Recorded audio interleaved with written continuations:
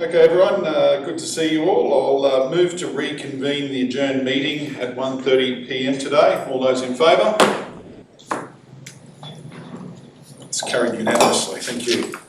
Okay, thank you for your patience this morning. Just picking up where we left off, we've still got everybody that was noted as an attendee at point 1, moving on to item number 2. So I'll just start this one off that last week that we received some very sad news in our community regarding the passing of Glenville Drinkwater. A former member of our Collinsville Parks and Gardens team, Glenville and his wife were tragically killed in a car accident near Collinsville, and it's had a very deep and profound impact on our local community. On behalf of Council, I'd like to extend our heartfelt condolences to their family, friends and former colleagues. Our thoughts are with them during this incredibly difficult time. Would you like to say something as well, Councillor Rob? Thank you. Through the Mayor, just following on from Mr Mayor's condolences, I myself wearing a fishing shirt today out of respect for Lynette and Glenville Drinkwater. We are heartbroken to learn of the tragic loss of the Drinkwaters. Glenville had not long entered retirement and was a truly valuable member of our Parks and Gardens team. He was a wonderful person whose kindness, positivity and commitment touched everyone who had the pleasure of knowing him. Glenville and wife Lynette will be deeply missed in the community where they made a lasting impact. We extend our heartfelt condolences to Glenville and Lynette's daughters, their families and the Collinsville community during this profoundly difficult time. Please know that our thoughts are with you and sending our sincerest condolences to everyone at this time. Are there any other councillors that would like to acknowledge any recently deceased members of our community? On behalf of Whitsunday Regional Council, we would like to acknowledge and pay our respects to the recently departed of the Whitsundays region and offer our sincere condolences to their families and loved ones. Could everyone please join me in standing for a minute's silence?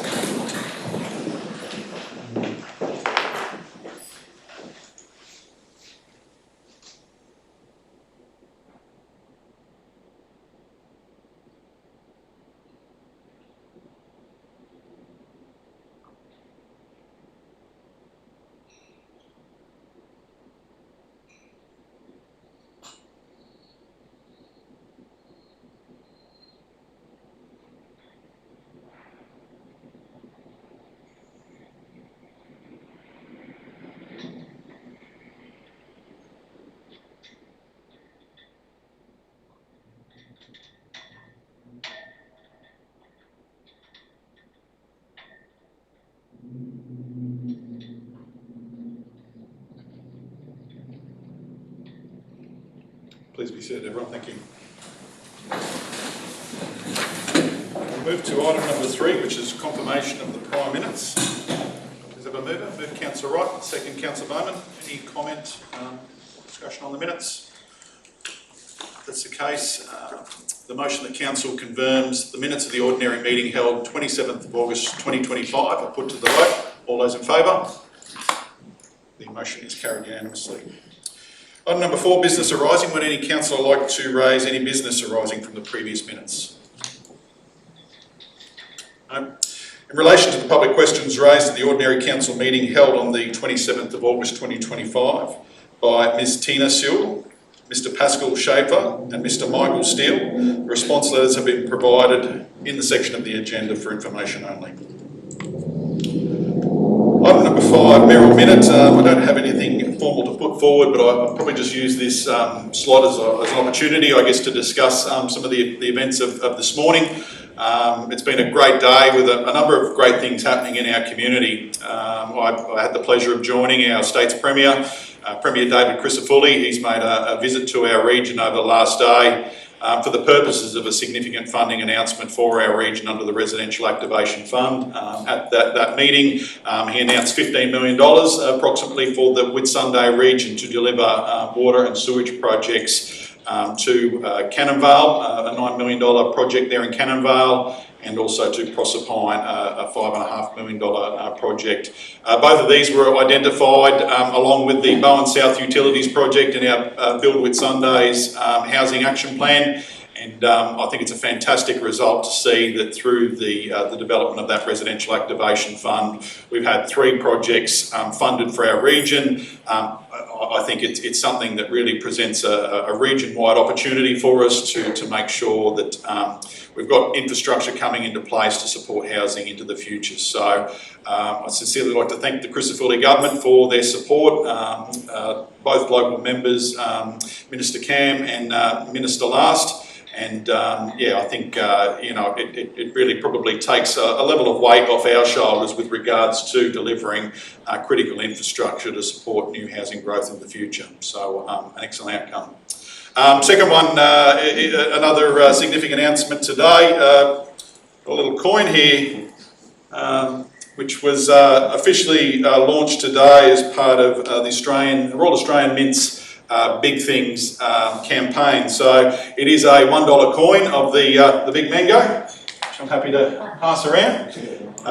Genuine coin. I think the other observation I made there is probably one of the first coins I've seen with the head of King Charles on the back. I probably grew up with seeing lots of coins with the Queen's head on the back. But look, I think obviously the Big Mango is a council asset that we really share responsibility with Bowen Tourism and Business, and I think everyone would agree that it's a fantastic icon for our region, and I think this is a fantastic recognition that it is an important part of our community. So you'll be happy to know that I seized the opportunity this morning to provide Premier Crisafulli with his own copy of the Big Mango coin, which he was over the moon about. So yeah, I think it is a fantastic story for the community. I did have the pleasure of visiting the Royal Mint when I was down there in June on their invitation and saw how it was all come together and made. And yeah, it's a really good story for our region. So thank you, everyone. Okay, we'll move on to item number 6, which notice of motion, which we've received no notice of motion for this meeting. Item number 7, deputations. We have no deputations have been received for this meeting. Item number 8, petitions, questions on notice. Does any councillor have a petition they wish to put on the table? Okay, so we have no petitions received for this meeting. Item number 9, questions from the public gallery. Mr. CEO, do you have anything there you would like to speak to? Mr. Mayor, we did receive a couple of requests in relation to questions. We have dealt with them as operational matters in relation to them, so we're still dealing with one of them from the people we did this morning. So we'll progress on with those operationally. Mr. CEO? Okay, moving to item number 10, which is our committee reports. 10.1 is the unconfirmed Audit and Risk Committee meeting minutes from the 26th of August 2025. No stealing. Can I have a mover for those minutes? Move Councillor Wright, second Councillor Simpson. Director Shuttlewood, would you like to speak to them at all? Yeah, Mr. Mayor. To the Mayor, just only comment is we're very short agenda item with the one item to the committee. That was to do with the endorsement of the financial statements. Council's revised financials issued to deal with a matter of recognition of contributed assets. That was received well, and then that after endorsement, then the financials were issued to the Queensland Audit Office. Thank you, Mr. Shuttlewood. Okay, the motion to council endorse the unconfirmed minutes of the Audit and Risk Committee meeting held on 26th of August 2025. I put to the vote. Those in favour? The motion is carried unanimously.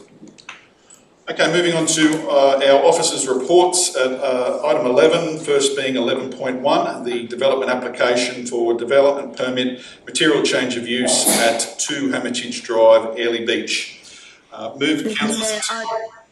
Mayor, I'd like to table this matter pending the developer having a rethink about the number of rooms as a ratio to car parking spaces.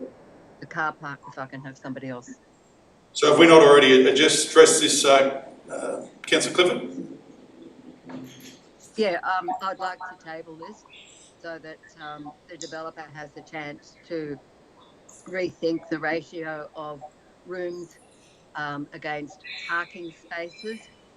In my opinion, the parking that they are proposing is grossly inadequate, and there are already massive issues up there with parking. I am not against the development. I just don't believe that what they are proposing as far as parking is adequate. To go, I think given you're the divisional council, I'll give you the first speak there. But would anyone else like to talk to Councillor Clifford's request to table the item? Councillor Finlay. Yeah, thanks, Mr. Mayor. I was considering a similar motion, but on the grounds that of the letter that we have received on the dated the 22nd of September, and there's 3 items in there from the submitters regarding flood risks, the northern corner of it, and also the open rooftop terrace party zone.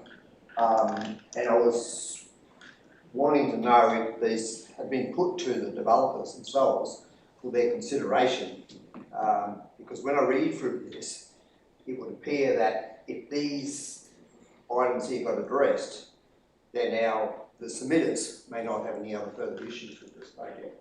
So I just thought, I'll ask the question to whether or not the applicant has been informed of this letter and have they responded or not. Director Neil, I'll let you talk to this. I think that was only received yesterday, so I think the matters generally have come to the developer. Is that correct? You're right, Mr. Mayor. The applicant has received a copy of all the submissions that were received during the consultation process. I assume that they have not actually received the letter that we received yesterday or the day before. I need to check for the office, but they are well aware of all the issues that have been raised by the objectors. Would anyone else like to speak to the procedural motion? Yes, Mr. Mayor, I think probably seconding Councillor Jan say I think parking is one consideration that we've all looked at here separately. And then apart from that, I have drafted a number of conditions I believe could be attached that could deal with the amenity issues and hopefully find a balance of this development going ahead and not being held up without being detrimental to existing residents while allowing it. But that really comes down to, around this table, working out if they feel 9 car parks, no loading zone is acceptable. And then that would come down to whether we want to vote on this current motion to table and go back to the councillors, or if at this point... Given we had a motion on the report item, I've accepted Councillor Clifford's her procedural motion to table, so what we will be voting on is the procedural motion. Does anyone else want to speak to the procedural motion? I'll speak specifically to the parking. This is not meeting the acceptable outcomes of the planning scheme. So the parking has to be assessed against whether it is considered the parking supply is suitable for the development. That is the performance outcome. And that has been my difficulty. I think it's Councillor Jan's difficulty, is if this development currently proposed with 31 rooms, commercial kitchen, can actually feasibly service all of that with 9 car parks and no proper loading. So I think, Councillor, we're not talking to the motion, we're talking to the procedural motion here at the moment. So if there's anything further on the procedural motion, Councillor Ross. Just a question, please, Mr. Mayor. Through the chair, Director Neil, I know the applicant did speak regarding, because I did ask a question about parking and just how the applicant would address that, and he did mention the code of conduct. I guess that's sort of an operational matter that we really can't control or have no say over, but the code of conduct, can that be put in as a condition in this report? Through you, Mr. Mayor, code of conduct can form a condition. Just depends on how detailed the councillors are really looking for it to be. Anyone else like to speak to the procedural motion? Councillor Clifford. I'd just like to point out that Hermitage Drive is already a car park. Half of it is permit only, but there's things like camper vans and boats parked in that zone. And I just think that the number of car parks that have been proposed are grossly inadequate. I do want this to go ahead in some form, but where the neighbours and the amenity of the area isn't terribly disturbed, because I want to see Hawke Island go ahead. And I just it's only the parking that's my issue. Anyone else like to Thank speak you. to the procedural motion? Not the resolution, the procedural motion, please. Yeah, thanks, Mr. Mayor. I was speaking to the procedural motion, and again, I think the submitters have put forward a letter here. They've actually put some solutions, which I'd like the applicant to consider. Have time to consider and respond back. Okay. All right, I'm taking there's no more comments on the procedural motion. So the procedural motion that council table the matter for further discussion around car parking and the number of rooms proposed, I put to the vote. All those in favour? Those against? So the motion is carried 4-3. The council table the matter for further discussion. Okay. Thank you. We'll move on to item 11.2, development application for reconfiguration of a lot, one lot into two lots at 32B Hibiscus Road, Cannon Valley. Move Councillor Simpson, second Councillor Bowman. Director McGaffin, would you like to talk to this one? Thank you, Mr. Mayor. Just hold my fingers while I get that. Next one, please.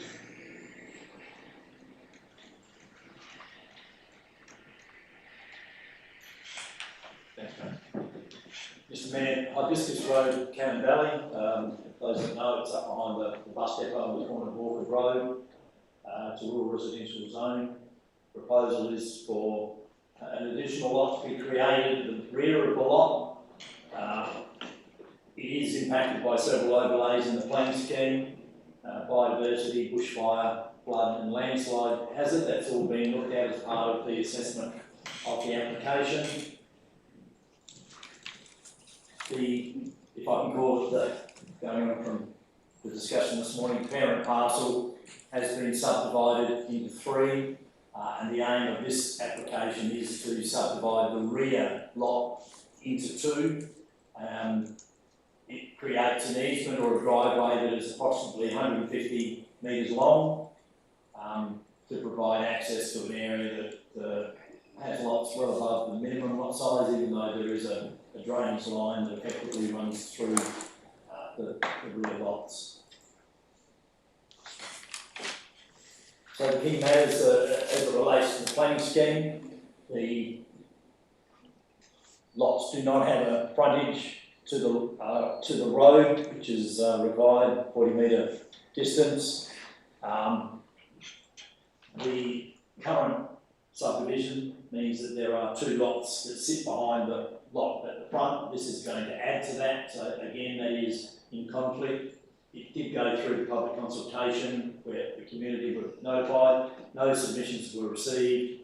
The proponent has submitted enough information to address all the overlays that I've previously mentioned, and certainly there are conditions imposed to address matters of bushfire, flood and geotechnical matters. This is Point this way, Neil. this one.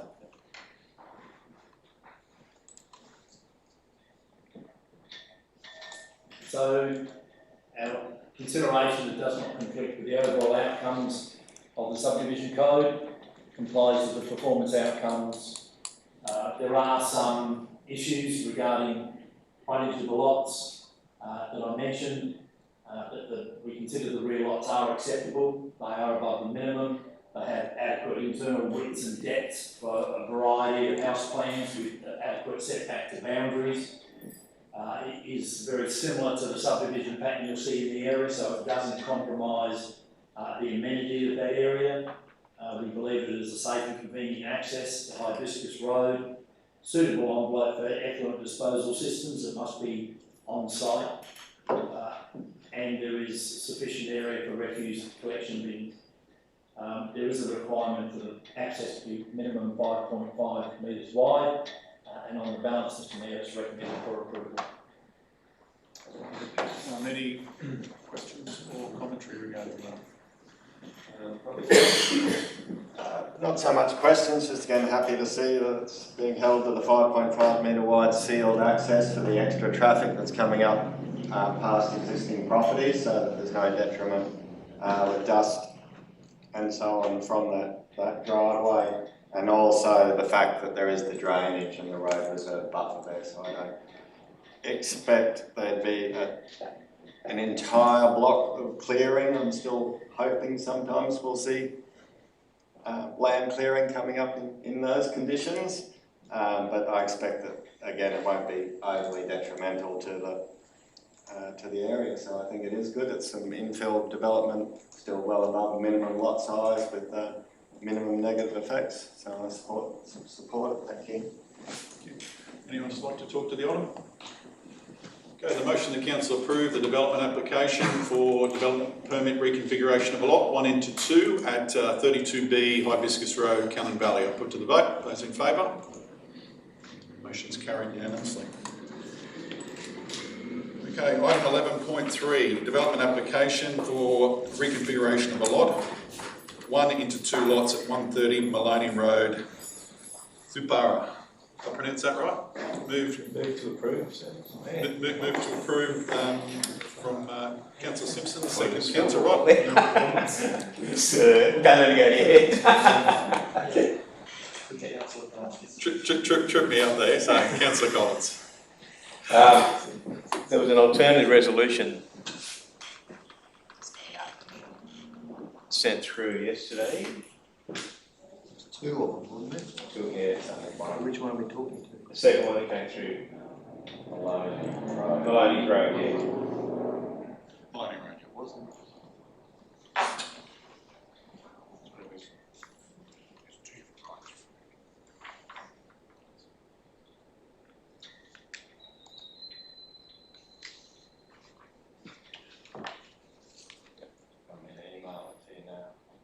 No.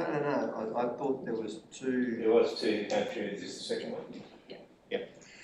I believe that we should be well right to approve this one. It's not going to make a great deal of difference to the area out there.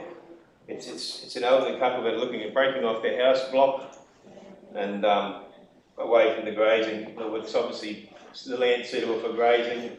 So if they sell the land and other grazing, it's not going to make a great deal of difference to the area traffic-wise. So hopefully we can get support around the table. Councillor Simpson.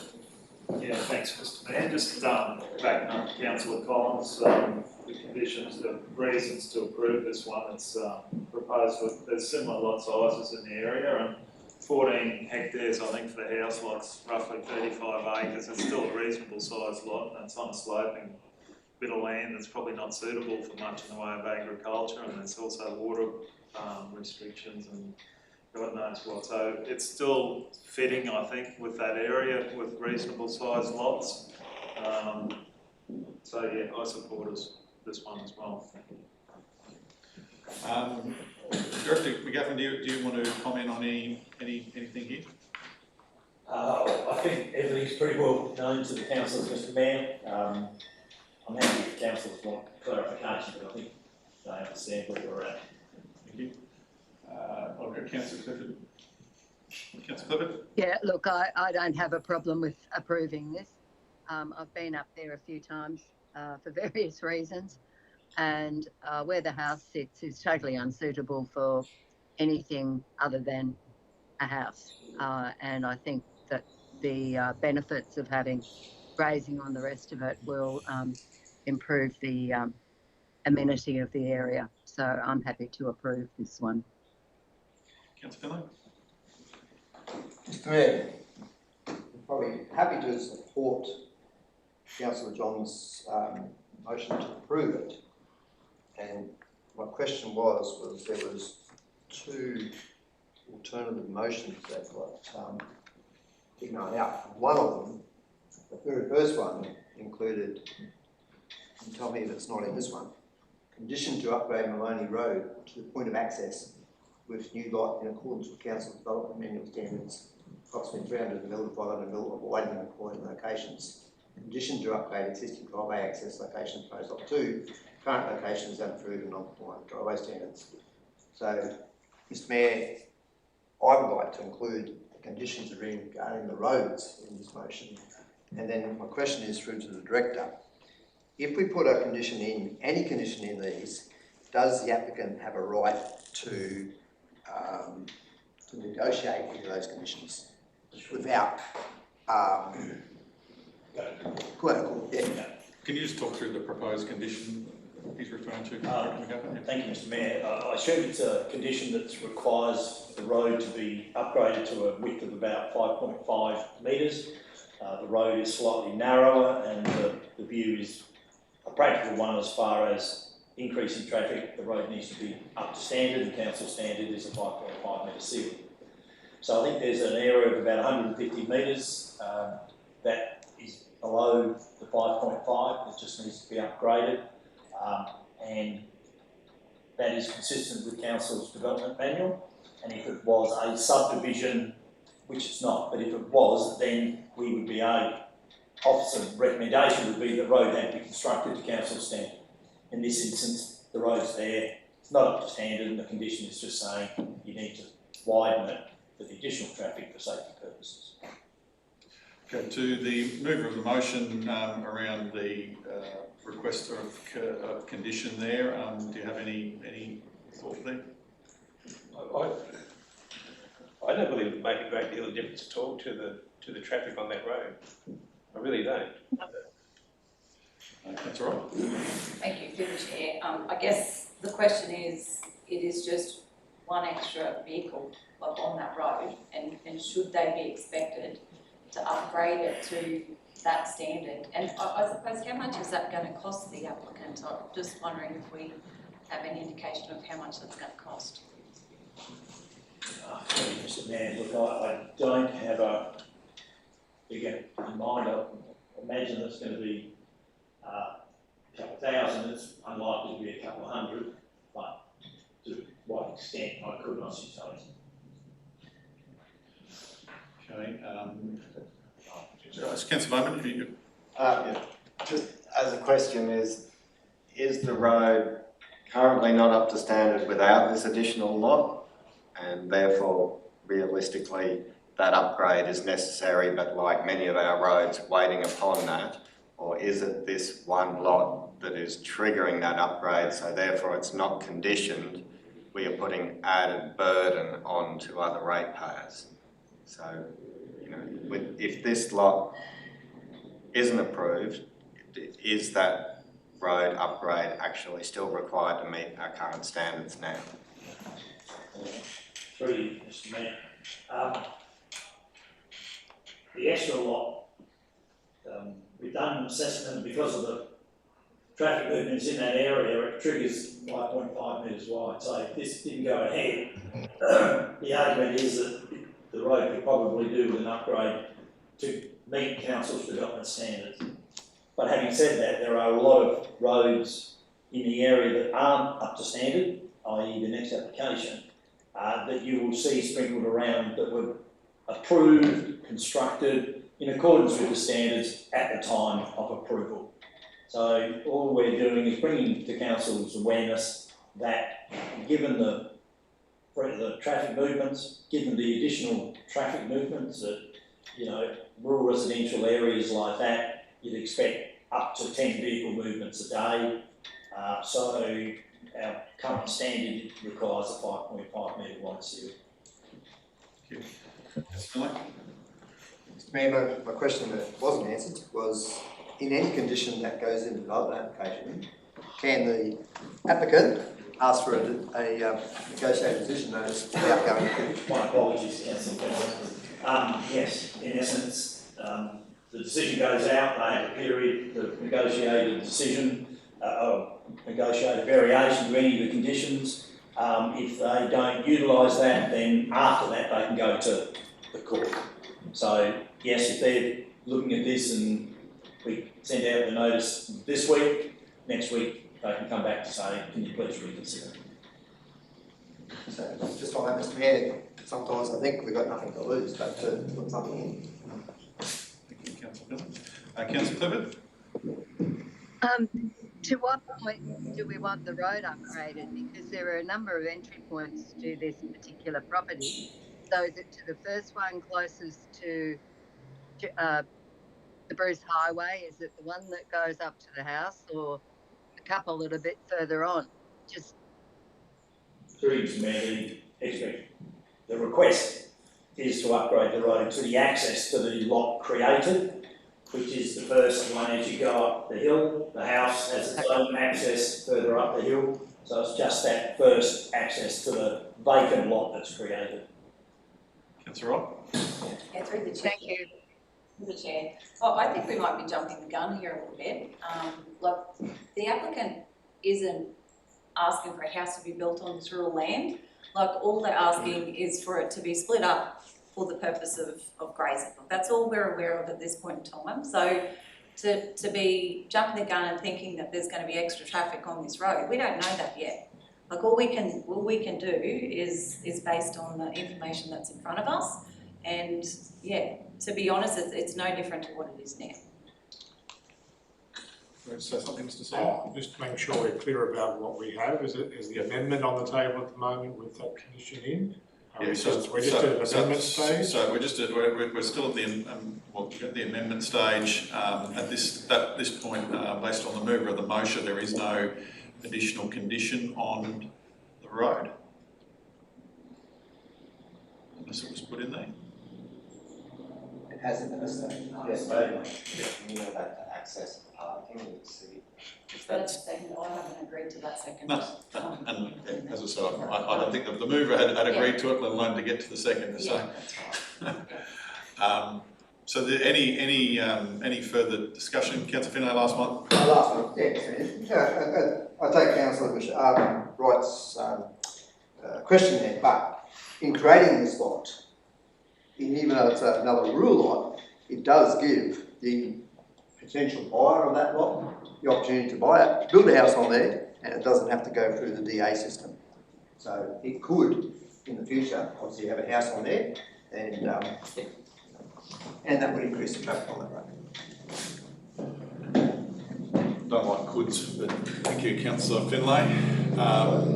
Okay, can we go back up, please? Okay, the motion the council approve the development application for development permit reconfiguration lot 1 into 2 at 130 Maloney Road, Thupara. Subject, I haven't had to say that many times, subject to the following conditions as listed there in the report. Comfortable with that, Councillor Collins? Yeah. All those in favour? Against? The motion is carried 6-1. Okay, moving on to our next one, which is 11.4, development application for reconfiguration of lot 1 lot into 3 lots, 302 Wrights Road, Strathdickey. I'll move to approve. Move to approve, Councillor Simpson. Yep, your second. Nothing further you want to add while you've got your chance? No? Okay, so again, we're moving to approve here. I'll speak to that. Reasons. Yeah, absolutely. You can go, Councillor Simpson, you can provide your reasons. Yeah, thanks, Mr. Mayor. Similar to the last one, the reasons behind this approval. Yes. I'm sorry. The proposed lot sizes are in this area consistent with the surrounding areas. This one actually came to council a year or so back, and I supported it then. Councillor Clifford, is your dog snoring there? Yes, sorry. Can you just give it a kick for me?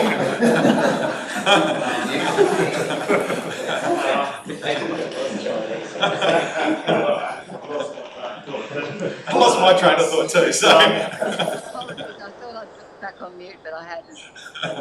Not that I 100% agree with some of these developments in the rural sector, but Wrights Road is a classic example of something that's sort of moved 20 odd years ago, and it's become a rural rest paradise pretty much. It's interesting there were no submissions against this one. I know the road took to the planning department. The road does narrow on. About 1.5 k's up the road, it gets a little bit narrower, but the school bus uses this road as a garbage truck. And anything, I realise we can't ask for too much, but one thing I'd like to say that's probably not relevant to exactly this one, but down the track we need to really look at some of these and try and get some contributions from the developers to support the road network. I know the school bus turnaround and the garbage truck turnaround at the end of the road, they have issues in the wet season. Maybe we could have asked the developer to, you know, try and get that up to spec rather than spend $1 million on the whole road. But as it is, this application. So Councillor Simpson, I think maybe some of the information provided by the director was to that effect, to upgrade a section. Do you want to include that as a condition? I think that was too onerous. Like, you know, we've got lots of roads where there's 20 houses up them, and that it reaches the pinch point with the traffic flow, that the last person on the road, that all of a sudden he or she has to upgrade the whole, spend the enormous money to reach those guidelines. But I support this as is without developer contributions, but I'm just stating a claim. We really need to look at this down the track and try and, we've got much worse roads than this one, carrying just as many cars, but I support this without any contribution from the developer as in the report there, but I just say I think we need to look at it down the track. I think I'll just add to that, Councillor Simpson. I think when I look at it on a map, the horse is bolted. I guess my concern is I've driven that road a number of times, is it's not suitable for 50 residents living down that street. I think it was designed for 5. So I guess my concern is ultimately who bears the burden of fixing that, because in my time in construction, I reckon that's a $5 million fixed job there, and I'd hate to see the average ratepayer have to pick up the burden because we don't get it right with our conditioning through the development process.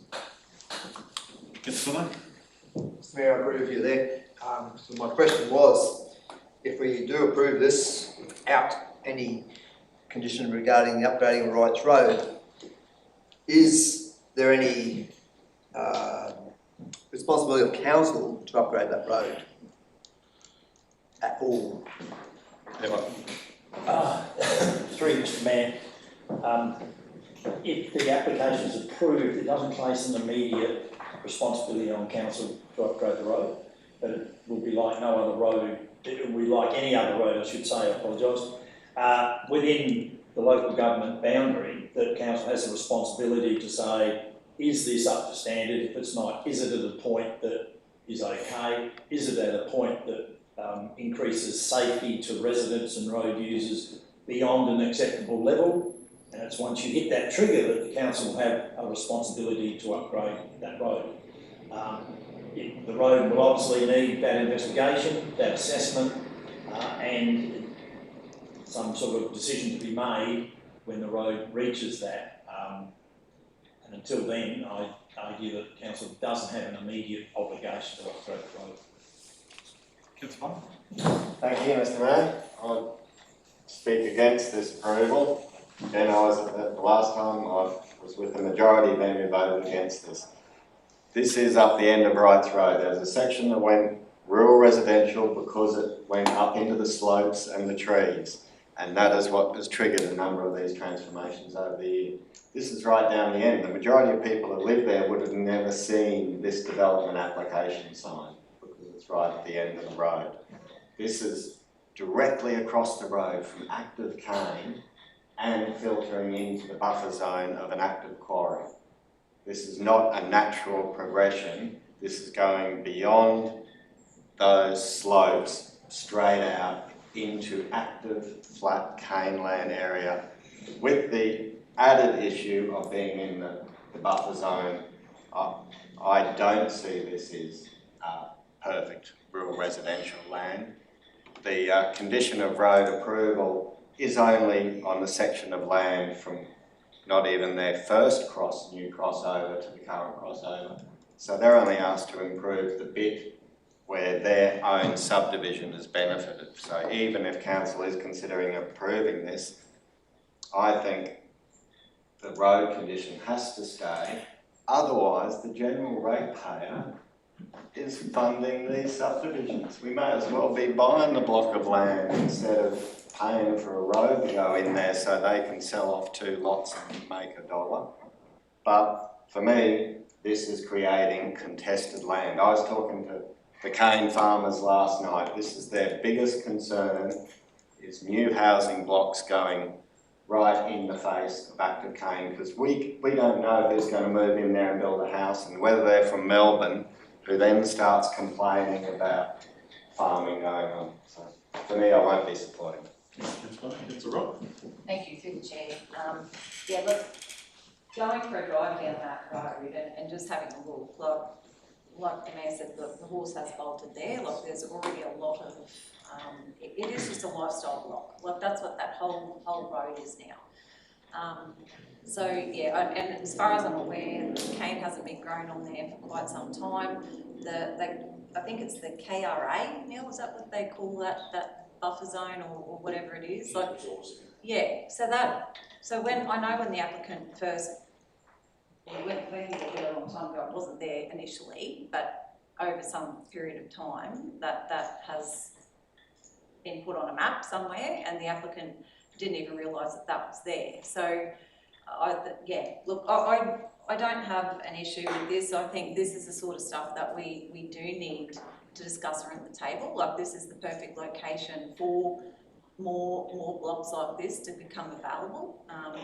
And yeah, I don't have an issue because it is at the end of the road. I think this is a much bigger impost than the one previously regarding the road. So I really do believe that this is the right type of development for this area. And yeah, I don't have an issue with no contributions at this time. Mr. Mayor, I support the approval of this application, and I did read in here to the director that I think there's a condition in there about not building in that ERA zone, so that they can build at the front of the block. Should be fine. Any further councillors? Just to clarify, it can't be a condition. We can't put a covenant on there. There is a condition that it's noted to advise, but we can't actually say someone's not going to build in that zone, can we? We can't tell them they're not allowed. If I may, Mr. Mayor, Madge, could you just, no, stay on the conditions. I would just like, there are several versions that have been going around with roads and not roads. I'd just like to double check. My view is, my recommendation, as much as council know what the officer's recommendation is to put a condition on that they stay out of the key resource area as mapped at a certain time, to be very clear where it is now. It's up to the proponent to argue about whether that's appropriate or not. My recommendation to council is that it is a reasonable thing to keep them out of that buffer area. That buffer area may move over time, so to have them on the extremity is far better. Sorry, Matt, would you mind just going back up?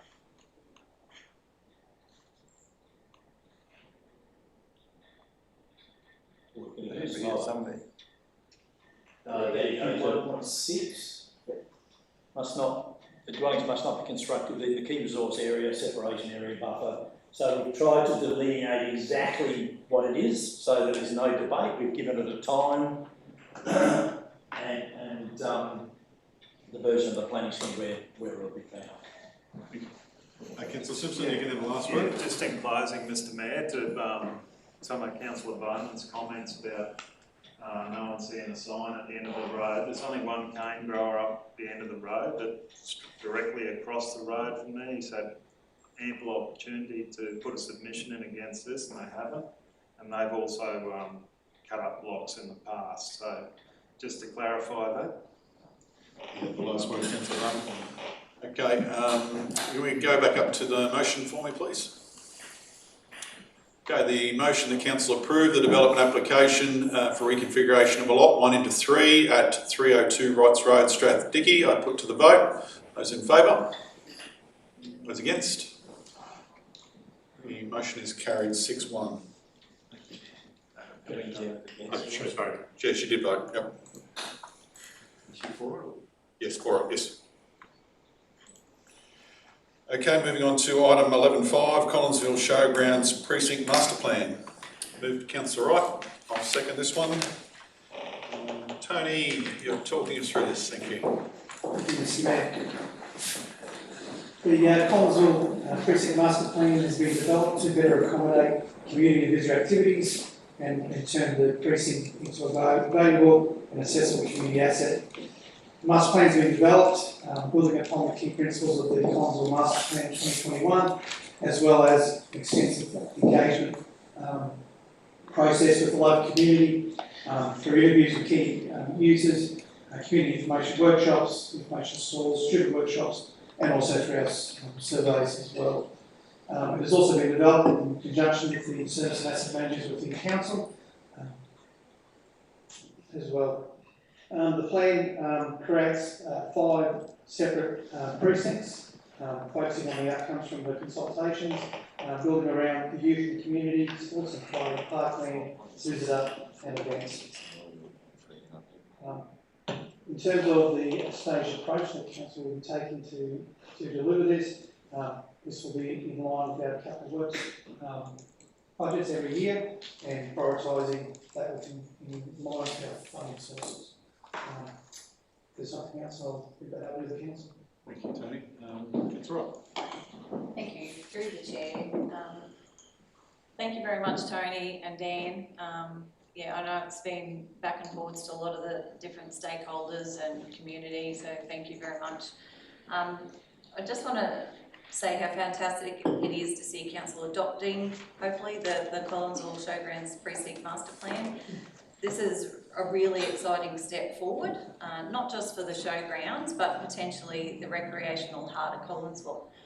It's not something that's going to happen overnight, obviously, but having a clear, thought-out plan means we're ready when future funding opportunities come up. It's about being proactive and prepared, not reactive. What's really special about this is how it honours Collinsville's heritage by hopefully incorporating like an old mining bucket and keeping the cattle yards for tourism opportunities. Creating new opportunities and recreational activities like possibly Collinsville Parkrun is just one of the opportunities that we do have once we have more connecting paths. So it also gives us a shared vision for how we can grow livability in the town and create a space that brings people together. This is about investing in Collinsville's future, and it's so great that long-term thinking, it's so great to see that long-term thinking in action. Well done to everyone involved. It's a strong plan for the future. Thank you, Councillor. Anything else like to speak to the item? I'll speak. Councillor. Thank you, Mr. Mayor. I think it is a great idea that we are investing in the hub out there, and then obviously this gives us that plan going forward to really create that precinct and that central core of Collinsville. And that's why I see some people may see a $20 million price tag here. I think, as we know, this is a long-term plan that allows us to align suitable funding opportunities with projects as we prioritise them and get further feedback from the community. Again, support the work that's been done. Thanks. Thank you, Councillor. Would anyone else like to speak to the item? Okay, the motion that Council adopt the Collinsville Master Plan as outlined in the attachment, authorise the CEO to lodge the Collinsville Showgrounds Precinct Master Plan and delegate to the CEO to identify initiatives within the 10-year program and delegate to the CEO to seek and optimise external funding opportunities for priority projects within the 10-year capital program. Any other detail per the report? I put to the vote. Those in favour? The motion is carried unanimously. Okay, moving to item 11.6, Infrastructure Services, Q4 report, April to June 2025. Move Councillor Wright, second Councillor Bowman. Acting Director Troy, would you like to speak to the item? Thank you, Mr. Mayor. If it's deemed appropriate, I'd like to just give a quick high-level summary of what's written in the Q4 report for Infrastructure Services. As everyone's aware, Infrastructure Services delivers essential community services across parks and spaces, Whitsunday water, waste and recycling, and transport and drainage. I'd like to highlight some areas within this report because there's some interesting stats. I'll start with parks and open spaces. There are actually 120 parks, 93 playgrounds and 742 hectares that are maintained. And during this quarter, we received 285 customer service requests. Interesting enough, exactly 3,550 hectares of parks were mowed and 101 barbecue plates that are out there. Actually, they were cleaned 6,565 times, just trying to give the gravity of some of the things they do.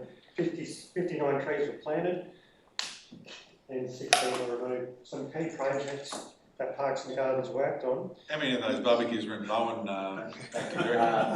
46 in Bowen, 26 in Hannibal Airlie, and the remainder crossing threats. Some key projects that we worked on in the Q4 were Muller's Lagoons Master Plan, looking at a $1.2 million asset renewal project, and also the regional cemetery strategy. Our main focus was meeting rising service expectations and obviously planning for growth. If we move now to Whitsunday Water, I'd just like to summarise that there are over 70,000 assets that are managed within that group, including 495 kilometres of water main and 349 kilometres of sewer mains. We have 4 water treatment plants and 4 wastewater treatment plants. During this quarter, we received 461 customer service requests. Some of the major projects we worked on during the quarter were network modelling, SCADA upgrade, which is the telemetry that operates our plant, and biosolids and recycled water strategies. The key risks we looked at during this quarter was cost recovery, growth planning, and some tagged regulatory changes that are going to be coming up shortly. Under the waste and recycling area, it consists of 2 landfills, 2 transfer stations, 14 satellite stations, and undertakes 18,857 waste services. We received 407 customer service requests, and some of the highlights for the quarter was Cell 6 at Kelsey Creek being commissioned and coming online, and some upgrades undertaken at the Bowen landfill. There was also a great school waste education program rolled out.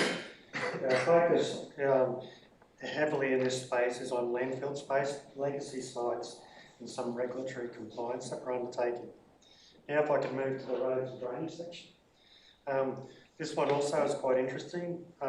We actually have 616 kilometres of sealed roads, 1,160 kilometres of unsealed roads, 33 bridges, and 130 kilometres of footpaths. As you're about to hear, Road and Drainage received a few customer requests. We received 694 requests for the quarter. We have about approximately $52 million of disaster recovery works nearing completion, and we secured $4.3 million in funding for bridge replacements. 6.2 million in RMPC works were also completed.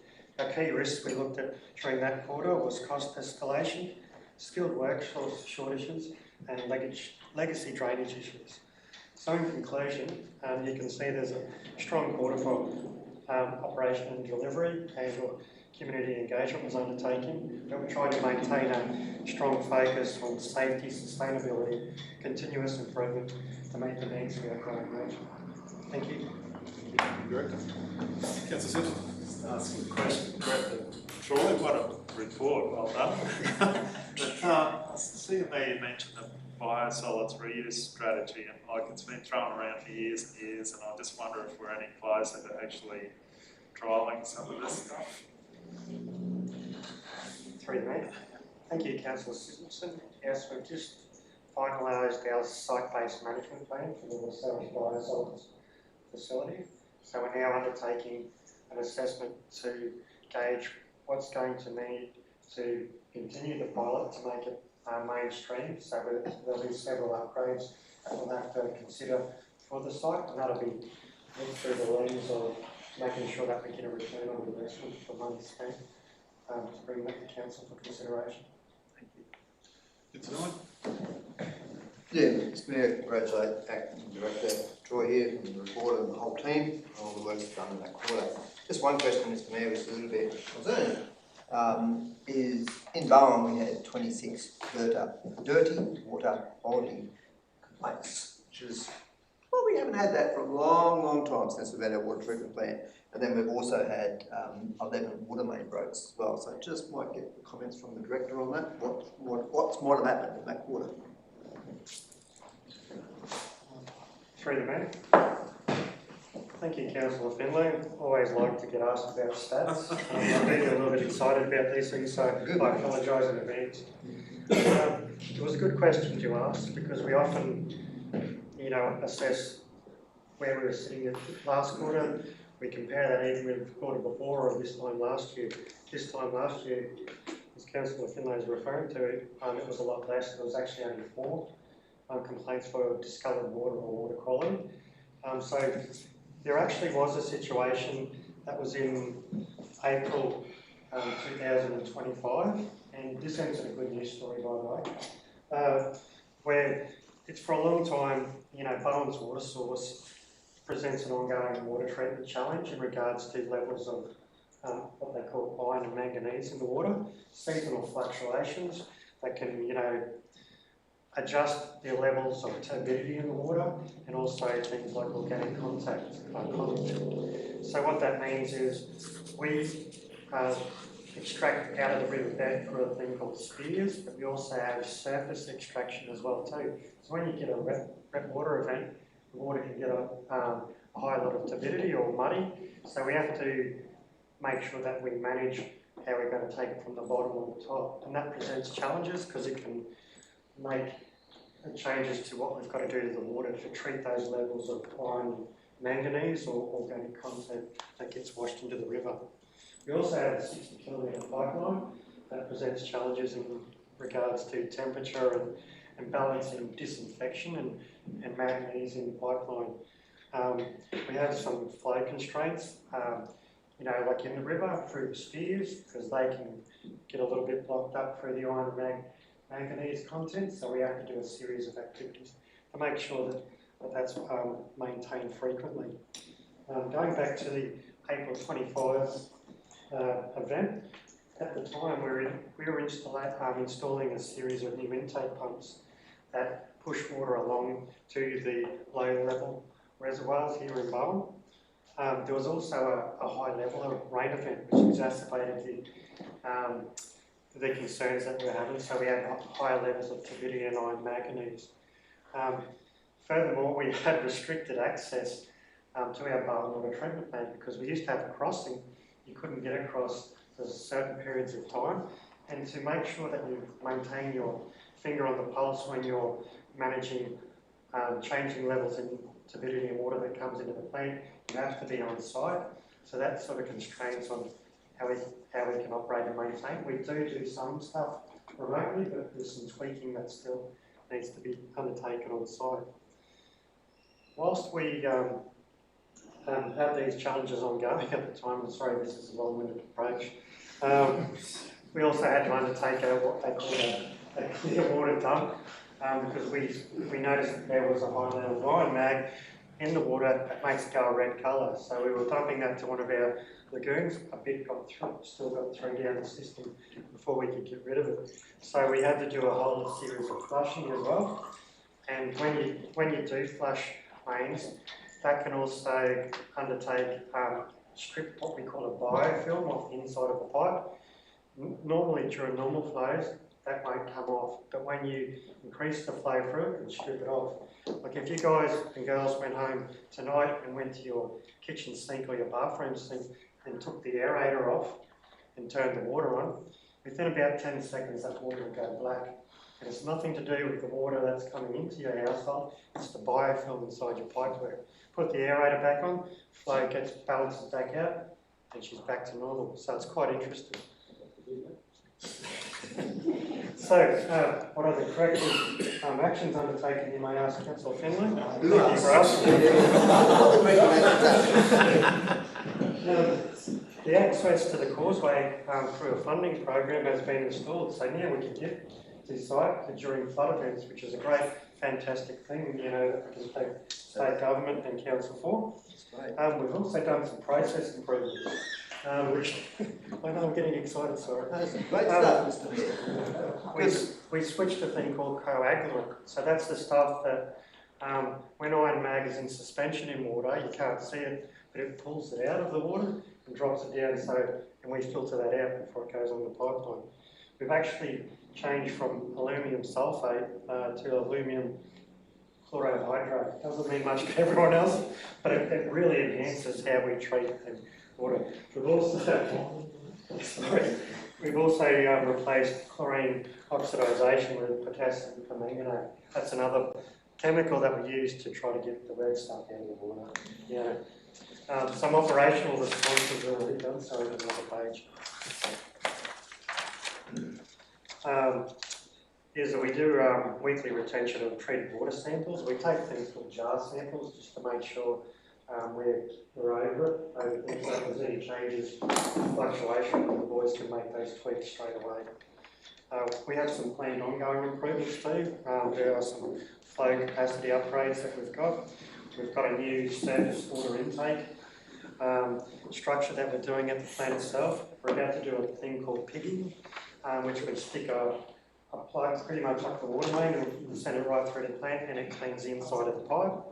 And we're also installing some inline monitoring, so turbidity monitoring along the pipeline too, to give us better response times so we can knock it on the head before it gets down the line to bowl. Thank you. Can you repeat that, please? So give the man a microphone. Maybe on the radio and thought, I think that's quick. Great, don't worry about it. Councillor Clifford. Oh, yeah, look, I'd just like to say that this morning I was down at the BMR and had a chat with the work crew down there doing some work on the filling in the gaps in the footpaths. What a delightful crew they were. They were talking to the people, you know, the residents and what have you, and you should be very proud of them. Thank you. Councillor Collins. Just very briefly, Troy. We've had water that's gone down across the mines in the last quarter. It probably happened 3 times in the last 12 months, I guess. Is there any reason why this is happening, why this has happened, and has there been a solution to hopefully not let it happen again? Briefly. Thank you, Chairman. Thank you, Councillor Collins. I will try to keep this one really succinct. We've had some telemetry glitches through our SCADA operations. We operate 3 different platforms. We just finalised our SCADA strategy. That's about to hit my desk next week. In regards to that, it's identified approximately about $6 million worth of upgrades that we need to undertake over 10 years. And some of those urgent works are to help transition out of some of the older platforms that they're getting to their end of life or obsolescence, if you want to make, from technology changes. So we're moving over to the new platform because that's been one of the main concerns that's been happening with these outages. It's part of the monitoring system is acting a little bit strange.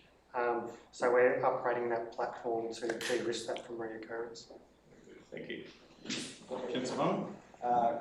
Quick one to me, maybe lead away, correct my memory on the barbecues. I think 99 of the 101 are in Division 5 now.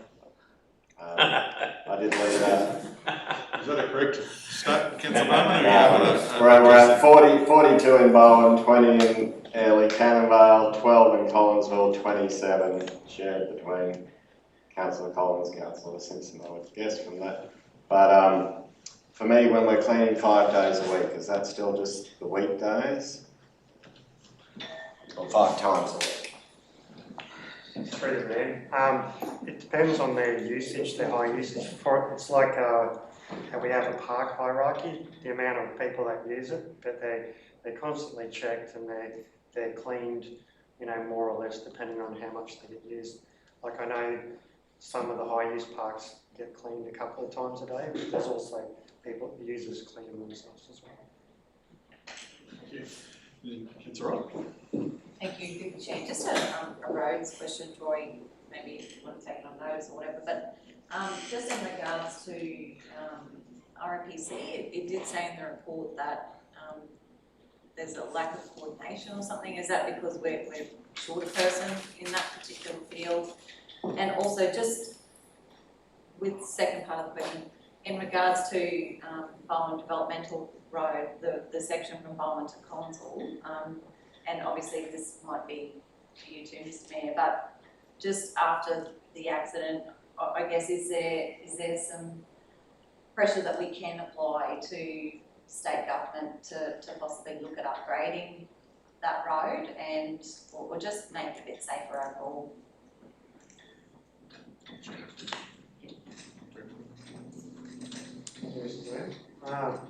Thank you, Councillor Wright. I can speak to the RMPC first, that's okay.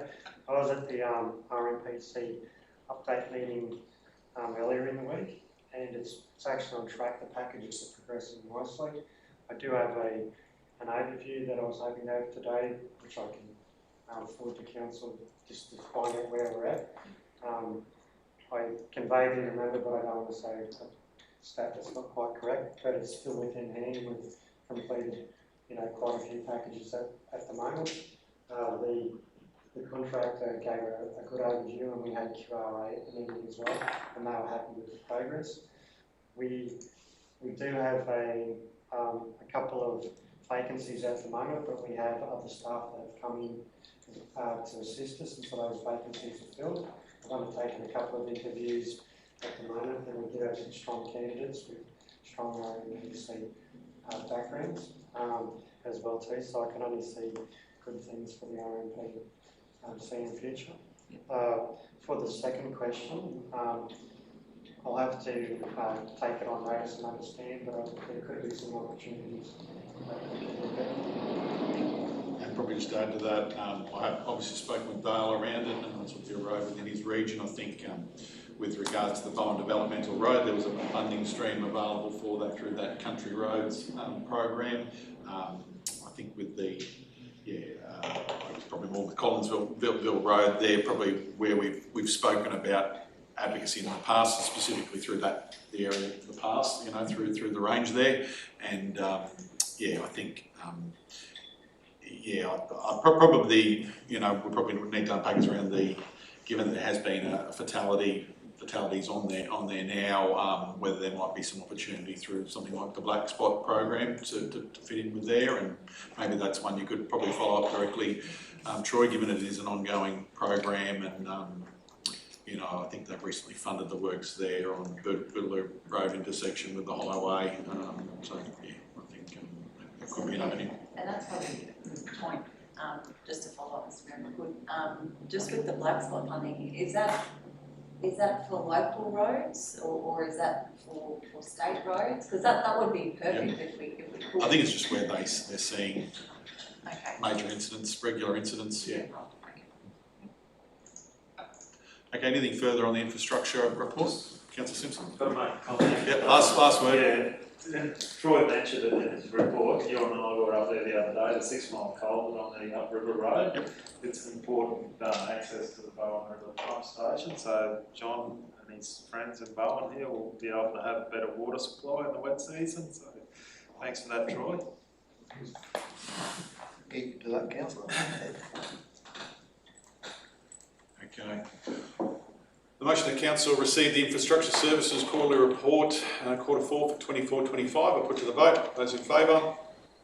Motion's carried unanimously. Item number 11.7. Donation sponsorships in kind requests and grants, August 2025. Move Councillor Fenley, second Councillor Wright. Director Julie, would you like to speak to them? Thank you, Mr. Mayor, for the funding support for the not-for-profits during August. We have approved 10 junior athletes totalling $2,500. There was 2 in-kind donations approved totalling $2,830. Or I should have mentioned there was 1 junior athlete declined as well. It was a second application from them. Sponsorships, we approved 1 totaling $200, 2 were declined, and donation on council's fees, 5 were approved totaling $3,183. The reasons the applications were declined is in the body of the report, Mr. Mayor. I'll just take it at the report. Thank you. Any questions? Feedback? Probably just. Thank you, Mr. Mayor. Thank you, Director Julie. Just asking about the RSL. I'm still trying to get clarity around this, but the RSL for Vietnam Veterans Day, we did a great thing of putting the chairs and the marquee down there. But that's a donation of in-kind of $480. Is that their one bite of the cherry for this year, or does that fall under use of council land and facilities?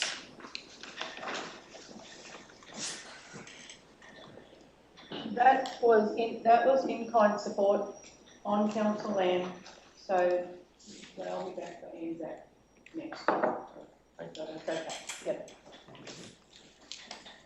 Any further councillors? Councillor Cameron? Just one other, Mr. Mayor. I think we've discussed this before about the rates donation process, and I think there's another report coming to council in the following meeting to explain the whole process of how the rates donations work and who's been approved and who's not been approved. Did you want to respond to that? Yeah, it's on the agenda for October. Okay. The motion to council note the financial support provided to junior elite athletes, in-kind donation applications, support for sponsorship applications and council fee applications for the month of August 2025 as per the report. I'll put to the vote. Those in favour? Motion is carried unanimously. My brain and my mouth are at different speeds. Probably shouldn't have something in my mouth. So, item 11.8, commercial business quarterly report, April to June 2025. I'll move. Second, Councillor Wright. Director Turner, would you like to speak to your report? Thank you, Mr. Mayor. So for the quarter April through June, starting with Whitsunday Coast Airport, we have total passenger arrivals for the year of 520,900 passengers. For the quarter, 129,594 passengers. It was an average 84% load factor. We've commenced the installation of the new sewage treatment plant, which is actually part of the first stage of the master plan upgrades. That was required as a result of constraints and usage. So that was an item that was required to be done to ensure compliance with the department. That's all progressing well. That will give us the ability right through until 2034. So that will give us plenty of groundwork in that area of infrastructure. Happy to report that the Collinsville lighting upgrade project was also completed in that quarter. So that was the sealing of the runway, waterproof fencing, and also lighting. Why is that important? I mean, that allows the Royal Flying Doctors, graziers, mining companies to be able to fly and land safely. It actually also reduces our operational costs, not only call out AROs, airport reporting officers, to do runway inspections. So that was a great package, and it was delivered in partnership with the Regional Council, the state government, and the federal government. So a great example, I think, of all tiers of government working together to deliver a project on time and under budget. Once again, Whitsunday Coast Airport. So interesting to note, we had some soft months through February and March, but a really strong rebound through April, May and June. And that's continuing forward. So a bit of a blip there, which we think related to weather and the like. So for us, to see those numbers return, very promising, and we are on track to hit the 600,000 passenger mark this financial year. Shoot Harbour Marine Terminal continues to trade well. Our fuel sales are quite strong. So for the period, we sold 336,000 litres of diesel at Shoot Harbour. We transferred via resort connections to Deirdre and Hamilton Island, almost 16,000 people for that quarter, and we had 6,577 cruise ship visitors through the terminal in that quarter. I have to report that this year we booked in 26 cruise ships that we're servicing using Shute Harbour Marine Terminal as their port of call. Also good to note is the event centre, so the function space upstairs at Shute Harbour is trading very well. We think that will see more benefit and more events once we actually launch the Whitsunday Event Centre brand and allow people to see what great facilities Council has that they can actually book for their events, conferences, Christmas events, weddings. So that I think will be another great opportunity to really drive business through those areas. Foxdale Quarry really was trying to recover from the wet period the quarter before, so we had fairly big issues with regards to production and also getting that produced material out the door based on wet material, access issues getting to site. I'm happy to report that in this quarter, April through June, we've increased production. In that quarter, we sold 31,000 tonne of product, and we only actually produced 31,400. So we really have got our foot on the pedal now to produce material before we're getting to that period of the year where weather might really hinder in production. And we've got a lot of this on the books. So for us, it's getting material on the ground ready to go. Whitsunday Holiday Parks. Once again, we held a number of events at the holiday parks. So two of those being at Lake Proserpine. And that was great. We've got a little data back from that. And a lot of those events have shown to be bringing people into region. So the Flame Tree Gathering that was held, 50% of the people that attended that actually were from our region. And that was a great event. I think that contributed $70,000 to the economy for an event which is really in its infancy. So there's certainly plenty of opportunity to continue to use these facilities to drive visitation and the economy. Just other commercial business flags. Phil commenced its operation. We're receiving great feedback around the quality of food, but also the service. And we're starting to see some really good numbers come through there. And we expect, again, once the event centre branding and functions rolled out, that will also support the function of that great council-owned facility, whether it's run by an external party. And also the Queens Beach Hub, we're going through a process now to evaluate and determine the parties that will be successful to activate that. So again, at Queens Beach with the old surf club. Thank you. Thank you, Director. Any questions or commentary towards the Commercial Services Quarterly Report? Just to pick up back to Director Craig, in late, I think the last week in February and the first week of March was TC Alfred down south, so that'll be the numbers in the airport. Just shows how vulnerable we are to even weather events in other areas. Any further comments or questions on the report? Okay, the motion the Council endorse the Commercial Business Directorate Quarterly Report from April to June 2025 as per attachment. Put to the vote. Those in favour? The motion is carried unanimously. Item number 11.9, Proserpine Junior Sporting Complex lease renewal. Moved Councillor Collins, second Councillor Bowman. Acting Director Shuttlewood, do you want to talk to the report, please? Thank you, Mr. Mayor. As the report suggests, the Proserpine Junior Sporting Complex has been in place and had the lease for over 40 years, so it's been there for a long period of time. Had a very successful carnival just recently over the weekend for the Paul Bowman Cup. So a really active club, a very good sustainable club, I should say, as well. The lease itself actually doesn't expire to December this year, so we're getting ahead of the game and hopefully getting the leases in place and making them consecutive. So it is a 10-year peppercorn lease, and that's on the basis that it is a part of land lease. So yeah, just hopefully Council supports the resolution. Thank you, Dr. Shuttlewood. Councillor Collins, would you like to speak to the item at all? Oh. No, it's just a wonderful asset that they maintain very well. They're a great committee, have been over the years, and put a lot of time and effort into keeping it looking well. And as you've heard on the weekend, there was up to 5,000 people in the area for the Paul Bowman Cup, and they coped very well with whatever they had there. And I just hope they keep going as well for the next 10 years. So. I'll add to that. Councillor, spent half a day at the event there on the weekend.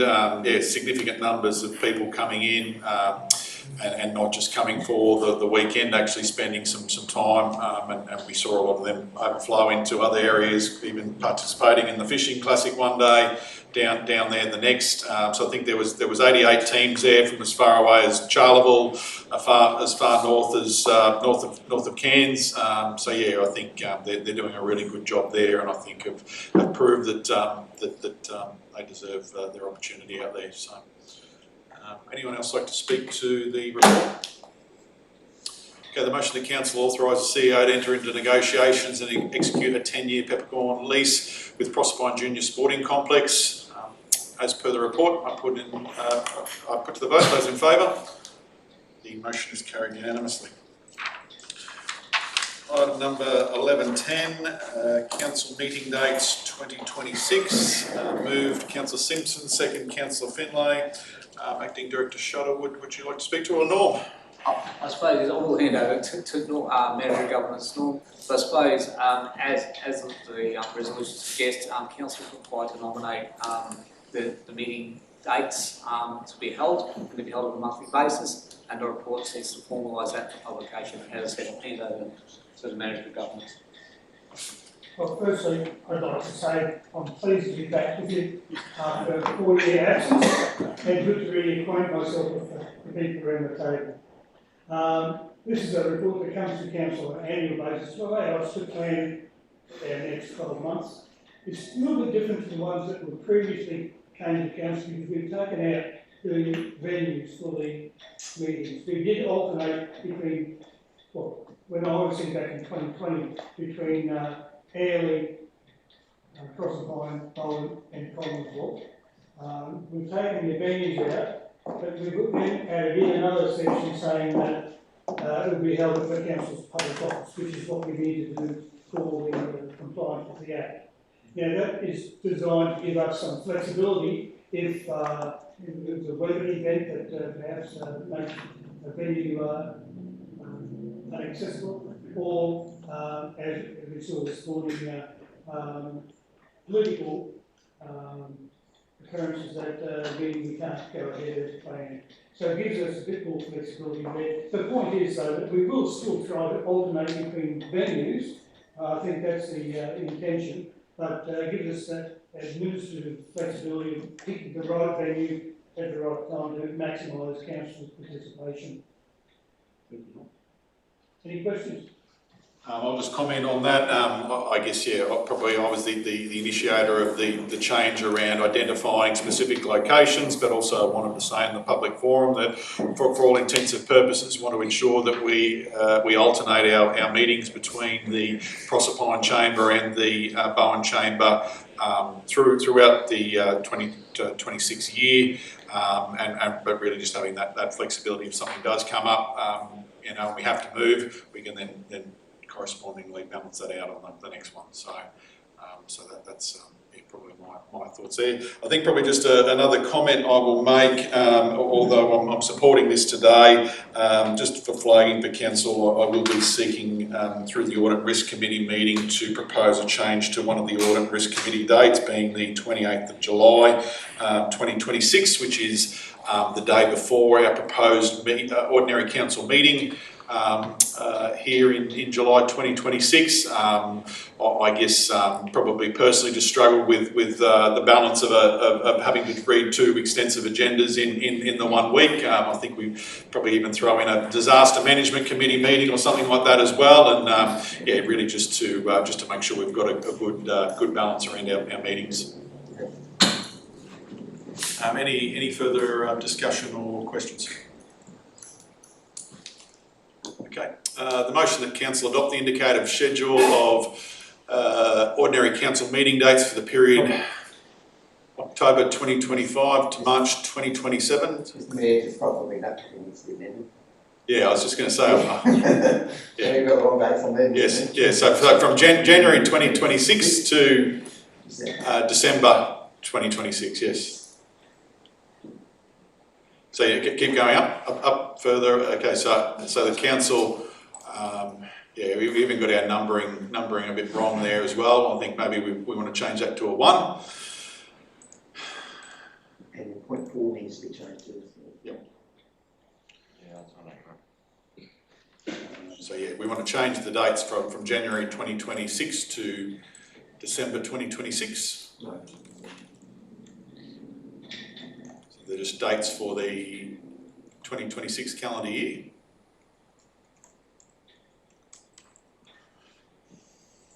And just scroll down, we'll change, they all need to update to 0.2, yep, that's it.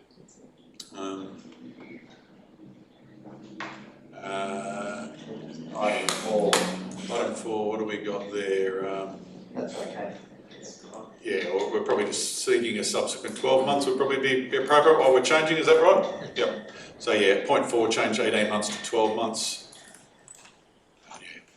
Happy to bring it back October 2026. That works from a governance perspective, given we're in September at the moment. Yep. Okay. All right. Okay. Let's just scroll back up for me, please, Mads. So we'll hit that again. So the motion that Council adopt the indicative schedule of ordinary council meeting dates for the dates listed in the report. And just scroll down for me, please, Mads. Point 2, note that location of each meeting will be held at one of Council's public offices and will vary due to operational requirements. Point 3, note that Council staff and members of the public may attend meetings virtually in accordance with Council's meeting procedures and capabilities. And point 4, seeks a further report on the matter to be presented scheduled for October 2026 for the subsequent 12 months. I'll put to the vote. Those in favour? The motion is carried unanimously. Okay, moving to item 11.11, annual delegations review. Move Councillor Wright, second Councillor Finlay. Acting Director Sharp. I'll pass on. Back over to no problems. Again, an annual decision by council to review the delegations is actually a local government act requirement that we review those delegations on an annual basis.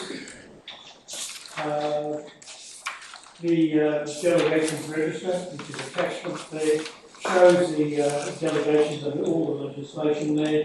You will see further down. It's not much different from last year, as I understand it. Thank you, Norm. Any questions or commentary? I'll just say I'm happy that Schedule 2 is mentioned in the right-hand column. It's not part of this. It's still currently available on the website. As I mentioned before, I think that's something that we should workshop before this comes up again 12 months, so that we're finding a balance between us around the table, the operational jobs that everyone's trying to get done in a timely manner, but we know we have the opportunity to bring things to the table when we think that's Thank you, Councillor Bowman, and I'll probably just to communicate that discussions occurred, I think particularly really to identify where we want to see things from a delegated perspective come back to us, and also, seeking some potential external input on that through training consultant or LGAQ, so to speak. So, anyone else have anything else they wanted to add on this particular item? Comfortable? Okay, the motion that Council delegate the powers contained in the delegations register attached to the report to the CEO in accordance with Section 257 of the Local Government Act 2009, subject to the limitations and conditions contained within the register. And point 2, endorse the CEO to amend the CEO to employees / contractors delegation register to reflect the changes as per recommendation 1. I put to the vote. Those in favour? The motion is carried unanimously. Item number 11.12, monthly finance report. Moved Councillor Collins, second Councillor Wright. Acting Director Shuttlewood, would you like to speak or call someone to speak? Coordinator to Strategic Finance. Katie, come and speak to it. Come to the end of the table, thanks Katie. Okay, so just a high level review. So the monthly financials up to the 31st of August. So council's operating positions at about $45 million operating surplus. When we compare that with our year-to-date budget, it's pretty much on track, a little bit over, mostly due to the rates position being slightly higher than budget due to the discount not yet being included. So because of the change in timing of our rate issue. And our suppliers, money spent on suppliers is slightly lower than what we budgeted as well. However, in our budget review one, we can look at what the phasing is. And then on the cash investments, so as at 31st of August, Council has invested $50 million, and 10 million of which is maturing in March, and the rest is maturing in August 2026, so it's invested through the year. All of the ratios are on target as expected.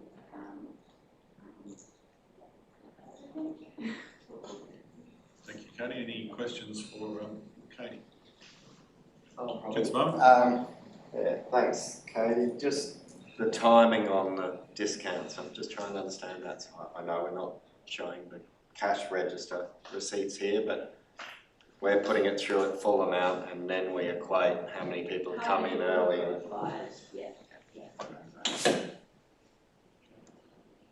Further questions? Speaking to the report? No? Okay, the motion that Council receive the monthly financial report, including the unaudited financial statements for the period ended 31 August 2025, I put to the vote. Those in favour? Motion is carried unanimously. Item number 11.13, Budget Review 1 2026. I'll move this one. Second, Councillor Wright. Actually, we'll give Jan, I think we've got a time delay. We'll give Jan a second on that one. Are you okay with that, Councillor Wright? Just make sure you don't miss out. Off the phone while the meeting's on too, Jan. So, Mr. CEO, do you want to start off talking to this one, or do you want to hand over to someone else? No. I think it's important for us. The budget review is it's part of our financial processes. We're trying to ensure the reporting is coming through on a regular basis.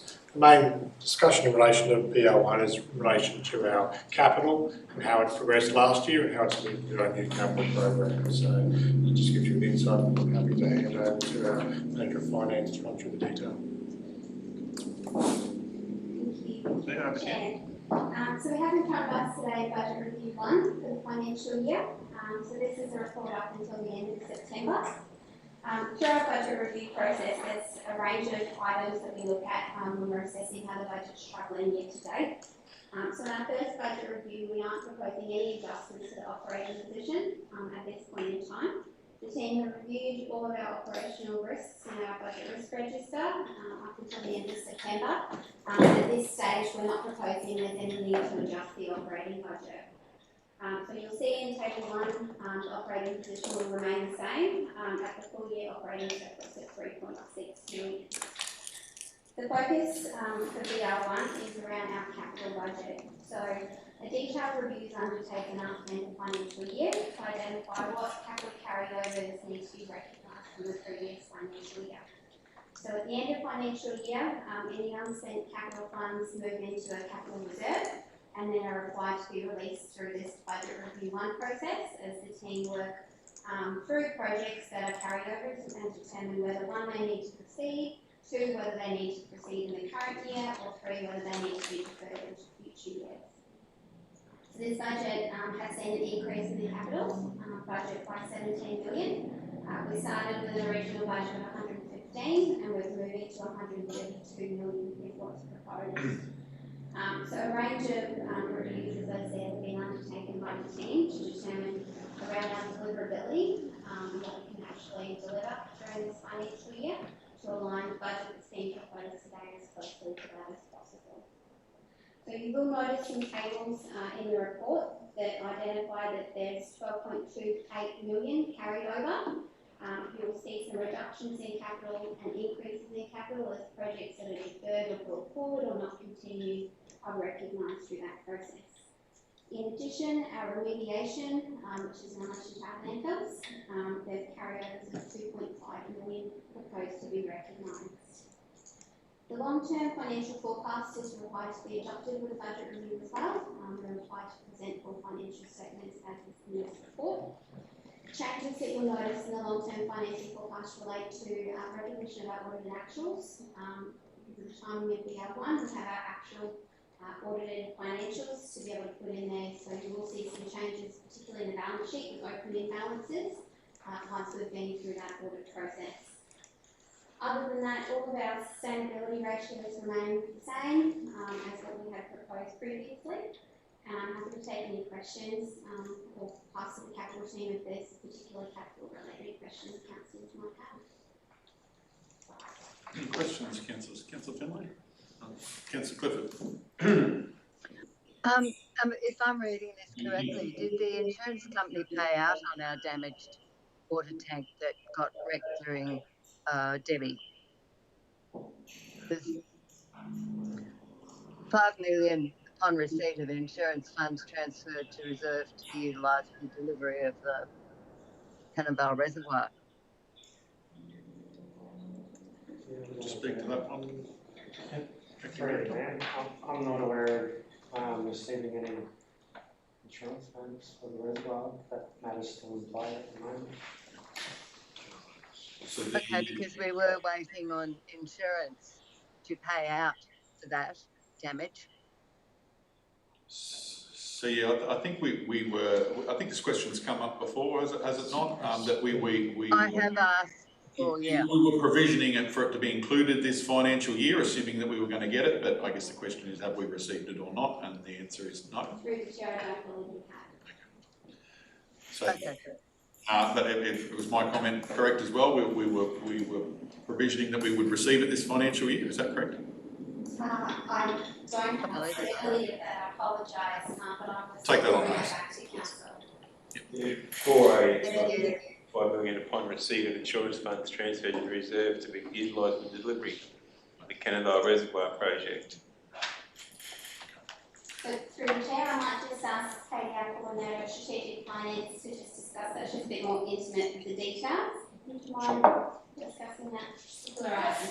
So basically that is saying when we receive the money it will be transferred to the reserve. At the moment it's still a process that we're going through, but we did plan for that to be received this year. If that doesn't happen, then obviously that will be changed in the budget documentation. Probably a question from me. Sorry, Councillor Finlay. You mentioned the provision as far as the rollover of remediation. So obviously this has been a topic we've discussed previously through probably the annual reporting process, that provisioning. So that was it 10 million in the 24-25 financial year that we've provisioned. So the 2 million unspent, that's rolling over. Is that reflected in the annual report, or is that just being rolled over? Through the chair, so I guess two different questions. So the first one is the provision itself being utilised proposed in this resolution. So this is for works we were expecting to have completed last year, but we were able to complete. So those got put back into the reserve, and now they've been requested to come out of the reserve to undertake the works in this financial year. In relation to the audited financial statements, that is an increase in the provision within our balance sheet essentially.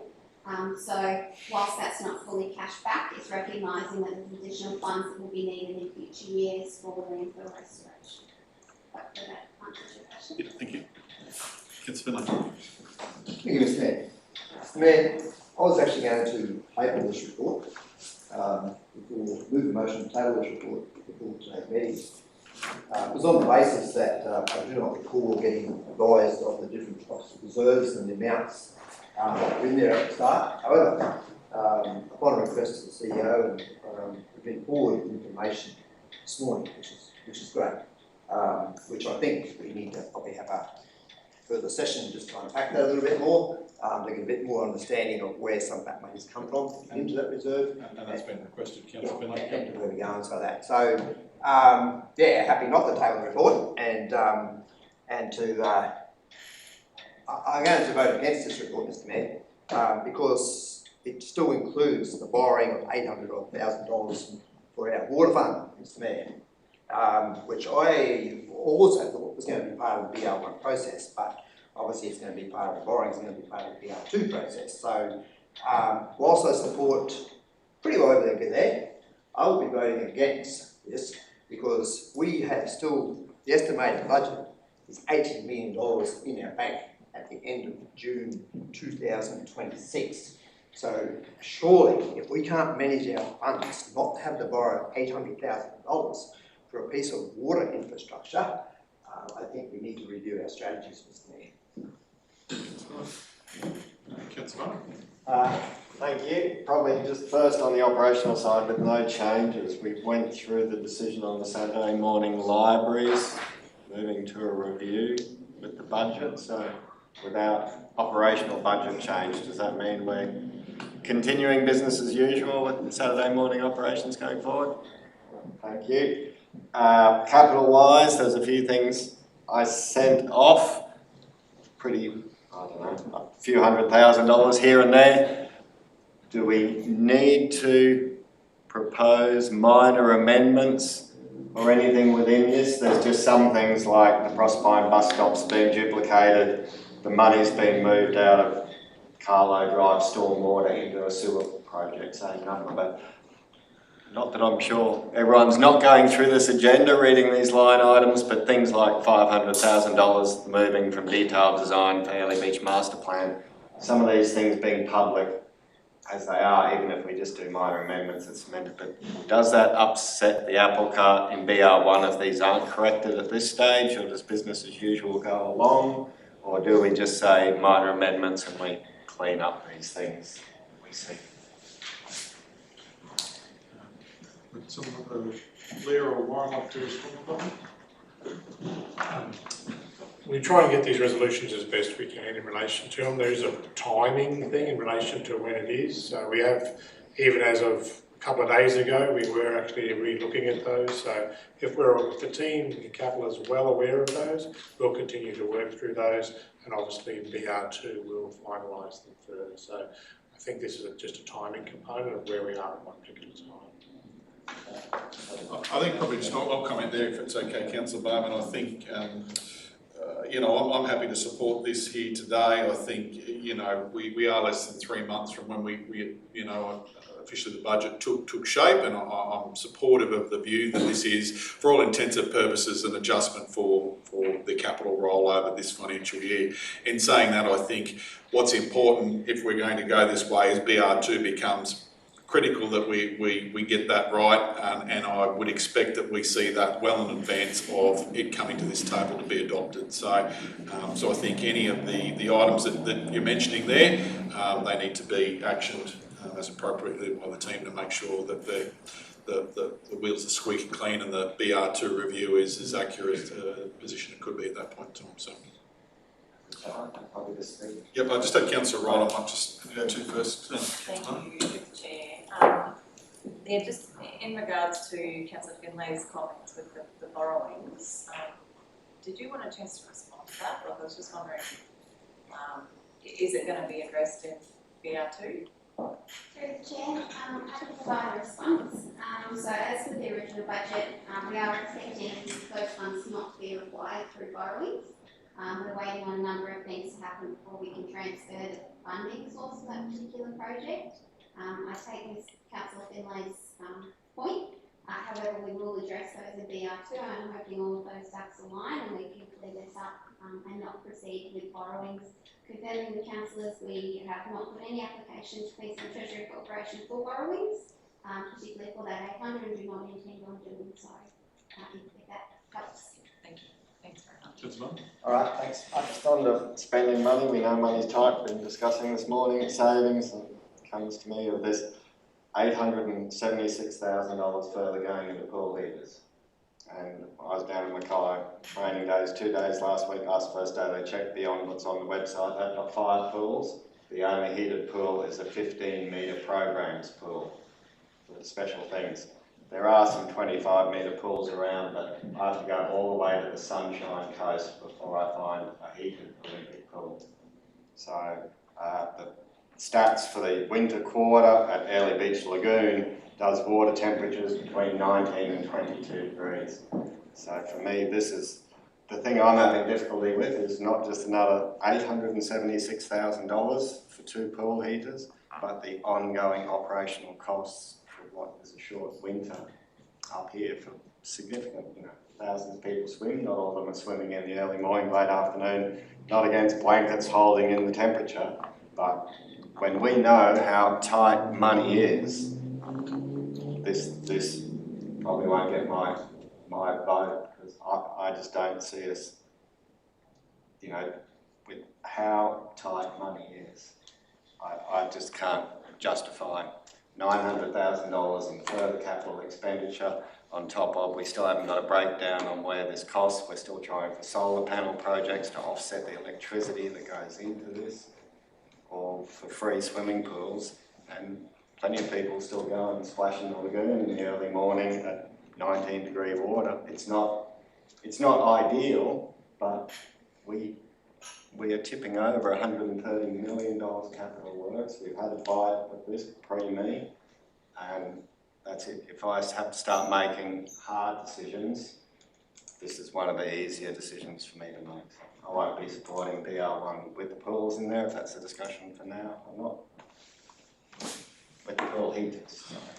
Just to back up, Councillor Bowman, I'm not supportive of pool heaters in any of our pools in any way. Any other comments on the BR1? Councillor Rock? Thank you, through the Chair. Director Julie, just in regards to the pool heaters, I thought we were putting in solar, particularly at Bowen, I thought, to reduce the cost there. Is that right? Yeah, thanks, Councillor. Yep, so the solar going in supplying in Bowen. And councillors, I'd just like to mention that these pool heaters are actually replacement for the new heaters that went in that were not right with the piping and that. So, so they're replacement heaters, but it's up to council.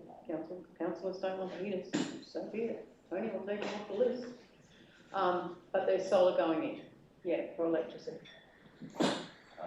Any other commentary? Councillor Rock? Through the Chair. I am definitely supportive of pool heaters, and yeah, Collinswell's is not working either, so I will be pushing hard to make sure that we do get a pool heater in Collinswell that's operational as well. So yeah, I think these things are necessary, and the amount of complaints that I've had, like particularly in Collinswell where it is cooler weather, as the pool's just reopened again, it definitely is necessary.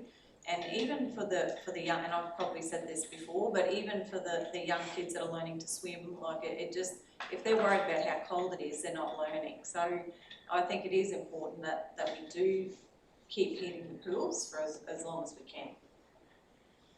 Councillor Collins. I agree with Councillor Wright there. You can bust a tyre in a pothole, but don't worry about it. But gee whiz, I tell you what, you've got a cold pool, you soon know about it. If as Julie's fully aware, the heater breaks down across the pond. I know I've been told 15 times by 9 o'clock of that morning, so it's a big thing. Anyone else want to comment on the subject of pool heaters? I just think the region's there. So take that no support for pool heaters. Councillor Simpson, would you like to have any comment, Councillor Clifford? Oh no, I think I'd like the lagoon heated as well, but I just can't believe that those other heaters that we put in just didn't work. It's really very disappointing, but I agree that they should be heated. So I guess just coming back to probably Councillor Bowman's original point, so that there's no change in that from the original capital, what was in the capital program though, is there? We're not. No. This is being added in this. This is being added. Okay, well I think it's probably appropriate we have a vote on it, so. It's a new item that's coming to. Is it being added or is it being carried over? It's just carried out. There's no added. Okay, so carry over. I'm comfortable with that. But yeah, if something was being added through BR1, then I think that would be a different story. So. They line funds, they weren't in the previous year, weren't they? They were put in. I believe they were in the previous year. I've got project number 8899, no current budget, BR1 introduction of 283,224. Project 8900, Proserpine, no current budget, introduction of 593,002. Where I would not see that as a carryover because it's not an existing line, but it may have shifted project numbers or something that I haven't seen. No, it was a budget in last year's program. The amounts that are there have been carried over from last year, so it's And no change in the actual amount? No, there's no change in the actual amounts. I think on the basis that they were there, I'm happy to see it carry over. But yeah, I think if we were adding something that was new, I wouldn't be supportive. So. Mr. Mayor, I have asked to look into Collins's building situation. So I guess what's the appetite around the table if we do have some funds left over from particular projects and Collins was the only pool that's not heated, is there appetite around the table to support that, to heat that pool? I think my position, I don't support pool heaters generally. I think we're battling with our costs of our pools as it is, so I'm not supportive. Councillor Millane, do you have a comment? Mr. Mayor, I think we get back to this. I think that we're discussing any new projects, that's a matter for another day. That's not what we're talking about there. We're talking about this report here. Yep. My understanding, Mr. Mayor, that all this is the carryover projects from last year that haven't been done, put into this. There's no other new projects in here, and that's all it is. Yep. So any other new project is a discussion for another day. And on that basis, I'm happy to support it. So. Yep. Councillor Clifford, did you have a hand up on anything there? No? Yeah. Okay, any other, we are digressing a little bit even though it's relevant. Any other discussion around the adoption of the BR1 report? I'll take that as a no. Okay, the motion that Council resolve in accordance with the Local Government Regulation 2012 to revise the Whitsunday Regional Council budget adopted for 25-26 as presented in the attached statements in the report, and B, to make the transfers to and from reserves for the financial year 25-26 per the report, and C, to agree in principle to the transfer of up to $1,043,000 from operational reserves to fund long-term capital planning projects in budget review 2, should that be? Through the chair, no 3, so at the end of financial year we'll Okay, assess how much. okay, all right, just thought I'd check, so. Sorry, Councillor. just doing this here now, I've just word searched the budget that we put through in June, and there is no heater word found in that budget, so, but I'm happy just to vote against this BR1 to go through, or we discuss, but that's what I thought. I didn't think I'd seen this line item before, but I could be wrong. But I just word searched. I word searched the agenda and the detour. I think we probably need to revisit the issue, but I'd probably encourage that we move on the existing motion. Everyone okay with that? Yep. Yep. Okay, so yeah, just clarifying point C, to agree in principle the transfer of $1,043,000 from operational reserves to fund long-term capital planning projects in budget review 3 once the cost of network planning is known. I'll put to the vote. Those in favour? Those against? Mr. Mayor, can I just make a comment, please? Yes, certainly. Can I just be noted that I agree with everything in there, except for the borrowing component of the 800,000 for the water, please. Okay, we'll put that in there as a note, Mads, but do note that Councillor Finlay is voting against the motion that's on the report. So the motion is carried 5-2. Maybe call the division, please. Can we do that?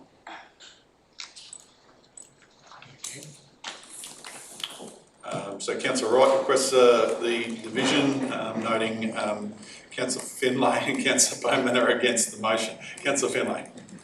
Mayor, I don't like divisions because I'm not one to anything. Is it up there? Let's hope Troy never becomes a councillor, eh? Sorry? Let's hope Troy never becomes a councillor.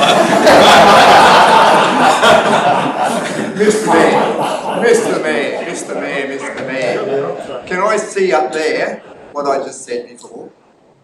That I vote, in principle, I vote for everything in there except for the borrowing. That's what I want up there. Then I will vote for a division. But I'm not putting that up there without what I said. Yeah, so we will record it as a note in there above. We can do that, can't we? That the councillor Finlay, although he's voting against the motion, is in support of all items except for the borrowing of the $800,000 for, I think 800 whatever it is for the water fund. Yeah. Conversely, you could vote for it and then just say you're supportive of everything but that and have that be noted as well. I'm happy to change my vote to for it and go that way, Mr. We've already had the vote, so. Well, we haven't put it there, have we? Yes, so Mads is in the process of just getting that right. If you can give her a minute. I'm happy for that. Happy with that? Yeah. Noting is against the borrow $800,000 for the water. And you just get No, I think so. We want to do a note that Councillor Finlay is against the borrowing of $800,000, but is in support of the balance of the report. Correct. Councillor Wright she hasn't called for a division on that per se. She's called for a division on his overall position. I'm happy for that. Yeah. And then so if you can just say Councillor Wright called for yeah. Can we just, it's $800,000 for the water. $800, borrowing of $800,000 for water.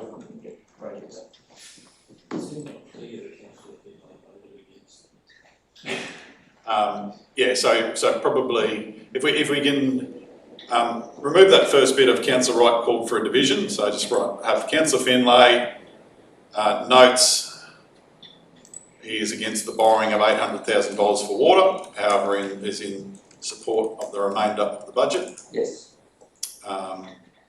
Councillor Wright, go down to where it says Councillor Bowman. Councillor Wright has called a division, noting Councillor Finlay and Councillor Bowman were against the motion. Division needs to record everyone. Yes. I don't think we've done that historically though, have we? We've just recorded the against? No, it's every no. It's every councillor. Okay, so in that case, noting Councillor Finlay, Councillor Bowman were against the motion and all other councillors were for the motion, something to that effect. Whatever it is today. You don't get a choice in divisions. I'm sure we've done a division before where we've only Can't we vote against having a division, Mr. Mayor? For or against it, like you're not. Yeah. All right, getting late in the day, people.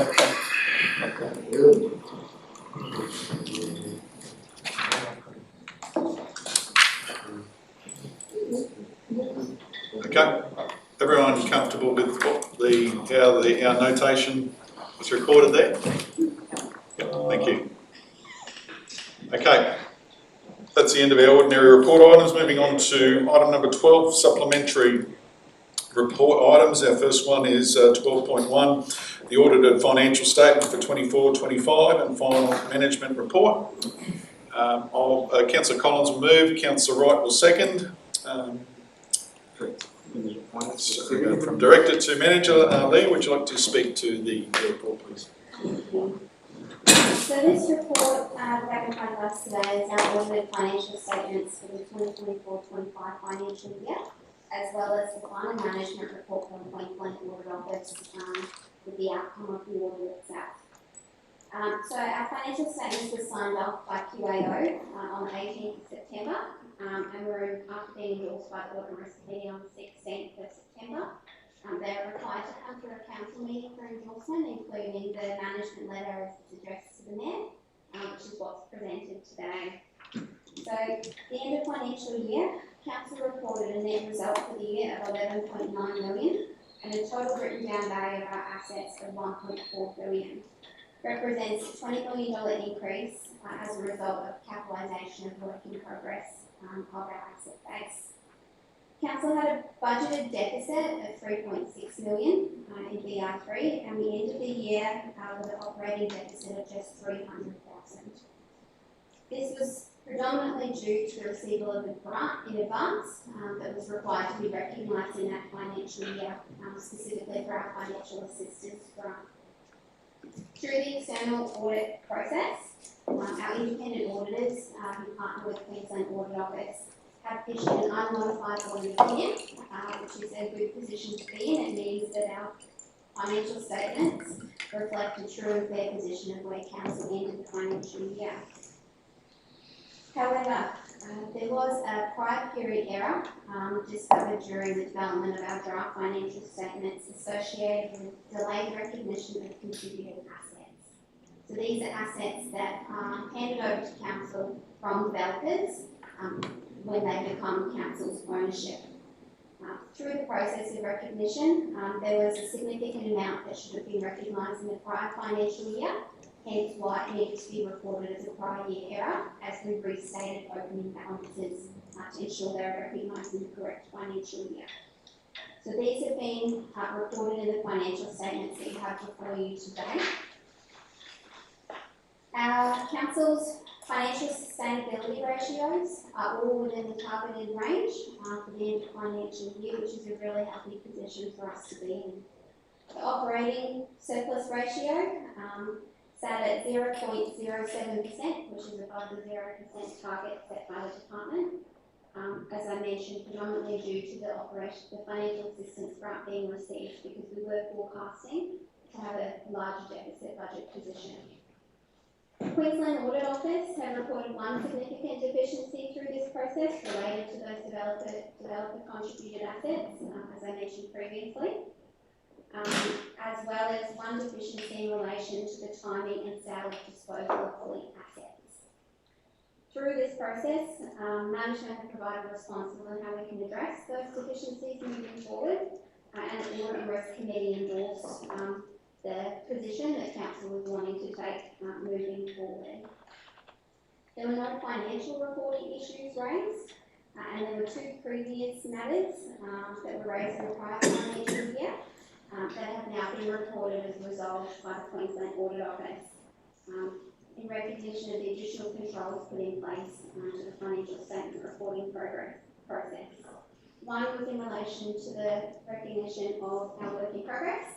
As that has been reduced significantly, a considerable amount of work has been undertaken across the many parts of the business that process touches in order to bring that work in progress balance down and capitalise those assets as they're required to based on when they came to use. Continued resourcing and support though will be required across council to make sure that we maintain those work in progress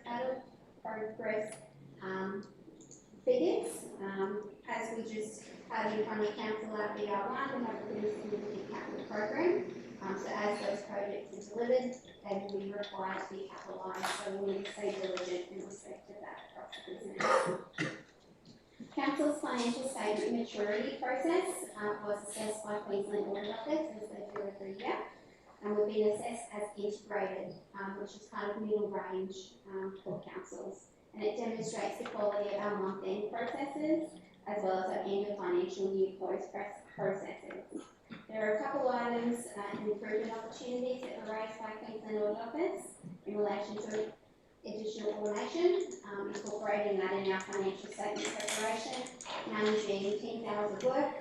As we've got such a short close period, we wanted the first three councils in Queensland generally to have our statements finalised. We just need to manage that peak for the staff involved, and consideration of some early close procedures in addition to what we already do.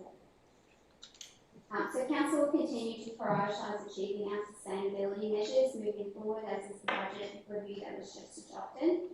And a copy of the final management report is also attached to this report and provides additional information in relation to the audited financial statements and the outcome of the audit. These audited financial statements provide a positive result for council. As I mentioned, receiving an unmodified audit opinion is a really good achievement. And I'm very proud of the team across the organisation in order to be able to achieve this and put this forward. I want to recognise all of the effort involved in the strategic finance team to be able to pull these financial statements together in such a tight time frame. Happy to take any questions. Thank you, Mr. Mayor. And I'd also leave comments about the appreciation to the staff in preparing these financial statements, because I've been involved with that many a times. There's a lot of work gets involved in making sure numbers add up and you're in the right spots in a lot of work. So commendations to all the staff. Just a couple of questions, Leah.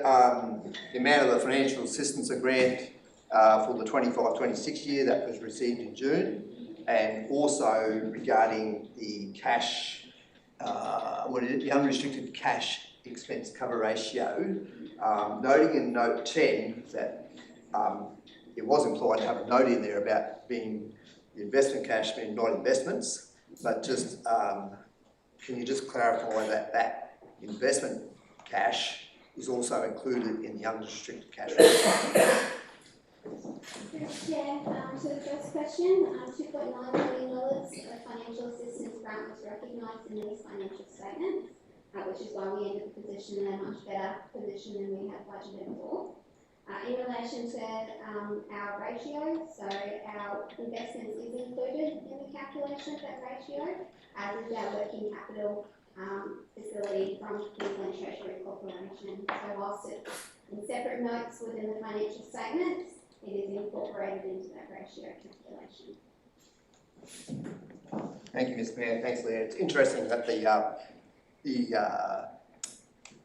overdraft, $20 million, is actually included in that. That's an overdraft, sort of, Mr. Mayor. But anyway, all good. No, that's really good. So just a couple of comments, Mr. Mayor. I've got a question at the end of it. So if you take off the financial assistance grant for the 25-26 year, 2.9, this would actually make our deficit $3.2 million for this financial year. Can I just applaud the finance staff? In the cash reserve report, I think today, that got presented, there's a bottom line signifying 2.9 million of the cash that we received last year is for this financial year. So thank you for putting that forward on like that. Upon a review of the draft financial statements, Mr. Mayor, this is back at the audit committee meeting, I made a comment about the reported water consumption for the period June 25. And initially we had it stated there 4.2 million, which was the same as last year. I made a comment that we put the water rates up by 8%. And accordingly, we actually changed that figure to 4.65 million to reflect the actual consumption for that 6-month period, which is nearly just over the 8% mark to what was previously recorded. So this actually resulted in a reduction of the deficit that was initially reported by $454,000, Mr. Mayor. Can I also say, on note number 2, it states that the operating surplus from recurrent operations for the water fund was a surplus of $5.4 million, Mr. Mayor. Sewage had a surplus of $3.2 million. Even the waste services had a surplus of $150,000. And we know that the airport also had a surplus as well, which I'm not sure if I'm allowed to disclose or not, but I know what the figure is. Anyway, from all this equates to a deficit for the general fund of $12.8 million, Mr. Mayor. This is above to what we thought it was going to be back in the budget, around about the 10 million mark. So this statements are reflective of the 24-25 budget that was prepared by the staff and presented to the council. And what I do say, Mr. Mayor, this deficit is not sustainable. Thank you, Mr. Mayor. I'll speak. Thank you. I still think on that we realised that it was a $4.7 million grant that got delivered late in this financial year, and 2.9 came in what was previously on time, so there's another 1.8 million missing out of those sums. Generally, I do enjoy getting the notes. I still have to keep these aside and refer back to them during the year, but I think there's a lot of information in there that really does help us understand it. Probably the point of clarity for me is just on the previous corrections, is that that's all capital income. I know it's all part of the capitalisation that you've been catching up on and working through, and goes across 2 years, but it's not money that's sitting in the bank or anything like that. It is community equity and capital reserve. It's good that we are capitalising those, adds to our depreciation, but gives us the money to maintain them going forward. So good. I think the figures came out a lot better than what we were expecting. Obviously, not knowing the timing of a significant grant makes a difference. We have invested from our reserves into a large amount of future planning. So I think it's money well spent. It is a slight deficit. It's not sustainable to spend more than we earn, but it's also not sustainable not to be planning for growth in our future. So I think we've had a pretty good balance together. Thank you everyone for your efforts. Any further comment around these financial statements?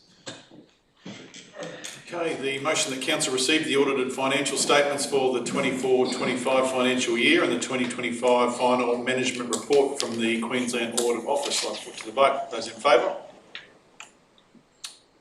The motion is carried unanimously. Okay, moving on to our next item, which is 12.2, which is the adoption of the final annual report for 24-25. I'll move this one, and Councillor Finlay, you can second. I'll just speak to it first. Councillor, it's great to be in a position and a great pleasure to present the 24-25 annual report for our adoption. I guess this was the first full year of the current term, and I think it's one that's been, one where we've come together, we've done some storming, we've done some strategy, and I think it's been one of growth and overall wins for the Whitsundays. We've secured almost 45 million through this, and talking to the 24-25 financial year period, 45 million in state and federal funding, like projects like the Cannonvale and Collinsville community hubs, and also the Whitsunday Regional Sports Precinct, investments that will deliver long-term lasting benefits right across our region. Our Whitsunday Coast Airport had a record year, recording over 500,000 passengers, launched direct Adelaide flights, and locked in a 5-year partnership with Jetstar, which is due to come into operation shortly. So that means more visitors, more jobs, and confidence in our economy and in our future. And I think if we see the amount of people here in Bowen, through our towns, through Early Beach, we definitely are a hub of activity at the moment. Closer around the boardroom table, we've been shaping new visions for our future. Early Beach, Bowen, Collinsville, Cannonvale, through a fairly rigorous regime of master planning, which is starting to move along quite strongly. And we're also delivering through the 24-25 financial year, 68 million in capital works, from roads and water to parks and playgrounds, things that make everyday life better for our residents. Of course, the annual report is more than just numbers on a page and projects and singing out your achievements. It's about people. We've welcomed, I think, probably more new Australians than what we ever had before at our ceremonies. We've raised over 66,000 at the 2024 Mayor's Charity Ball. We've held many great community festivals and events that showcase our region's spirit. So I want to thank councillors for the year, to the staff that have done all of the work in the background, bringing the report and the financials to life and making sure they've been developed with a level of vigour that is important in the public realm. And also, most importantly, our community whose ideas, energy and generosity continue to shape the Whitsundays. A couple of other things I think, I just really want to highlight as a couple of areas that I thought were important this year. Waste management, I think it's a space that we made significant traction. We all know the financial challenges that we were in there, and we've made decisive decisions in really improving that business unit, and I think we're starting to see the fruits of that work.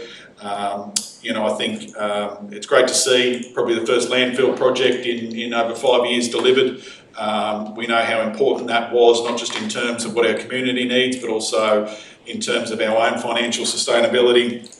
And I think the work that's occurring particularly in education, whether it be in households or at a grassroots level within school kids, is really helping to support those steps we need to take to make sure that we can do a better job of managing waste in the future, which is one of our core services that we're entrusted to deliver for the community.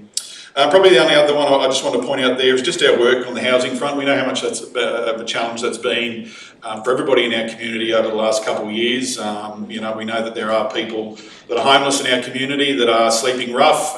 We know that rentals are tight and we need more houses. So the implementation of the local housing action plan, I think, although it might have seen as a rudimentary and procedural process, I think that we're ticking boxes off there, and it is a matter of not a silver bullet to resolve the housing issue, but many small things, and we're seeing that through projects being delivered by community groups, more social housing being committed to in the region, new infrastructure projects to support housing, and I think it's an area that we continue to make good ground and hopefully will to continue for some time to come. So rather than me tell you more, I think Greg's justifying his paycheck and he's got a video, do you, Greg? Good, mate. So some highlights from the past 12 months.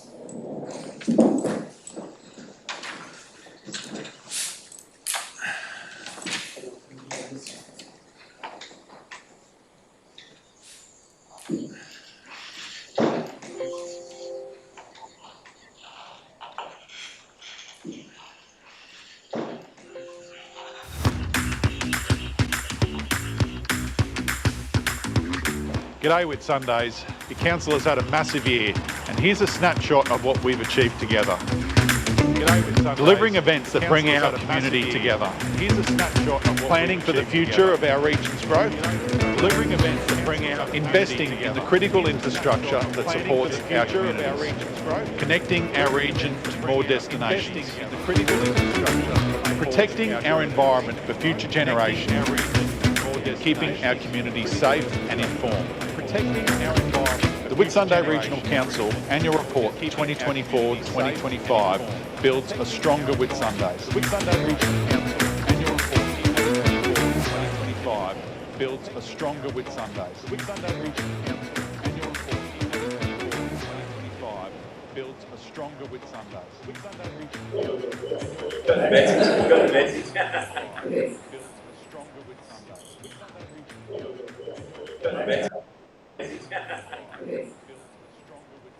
Right, bring it on, check that before I go there. Right, bring it on, check that before I go there. So just coming back, Council, the report's a snapshot of what we've achieved over the year, a foundation for the opportunities ahead, and I'm happy to support its adoption. Anyone else like to speak to the annual report? Councillor Finlay.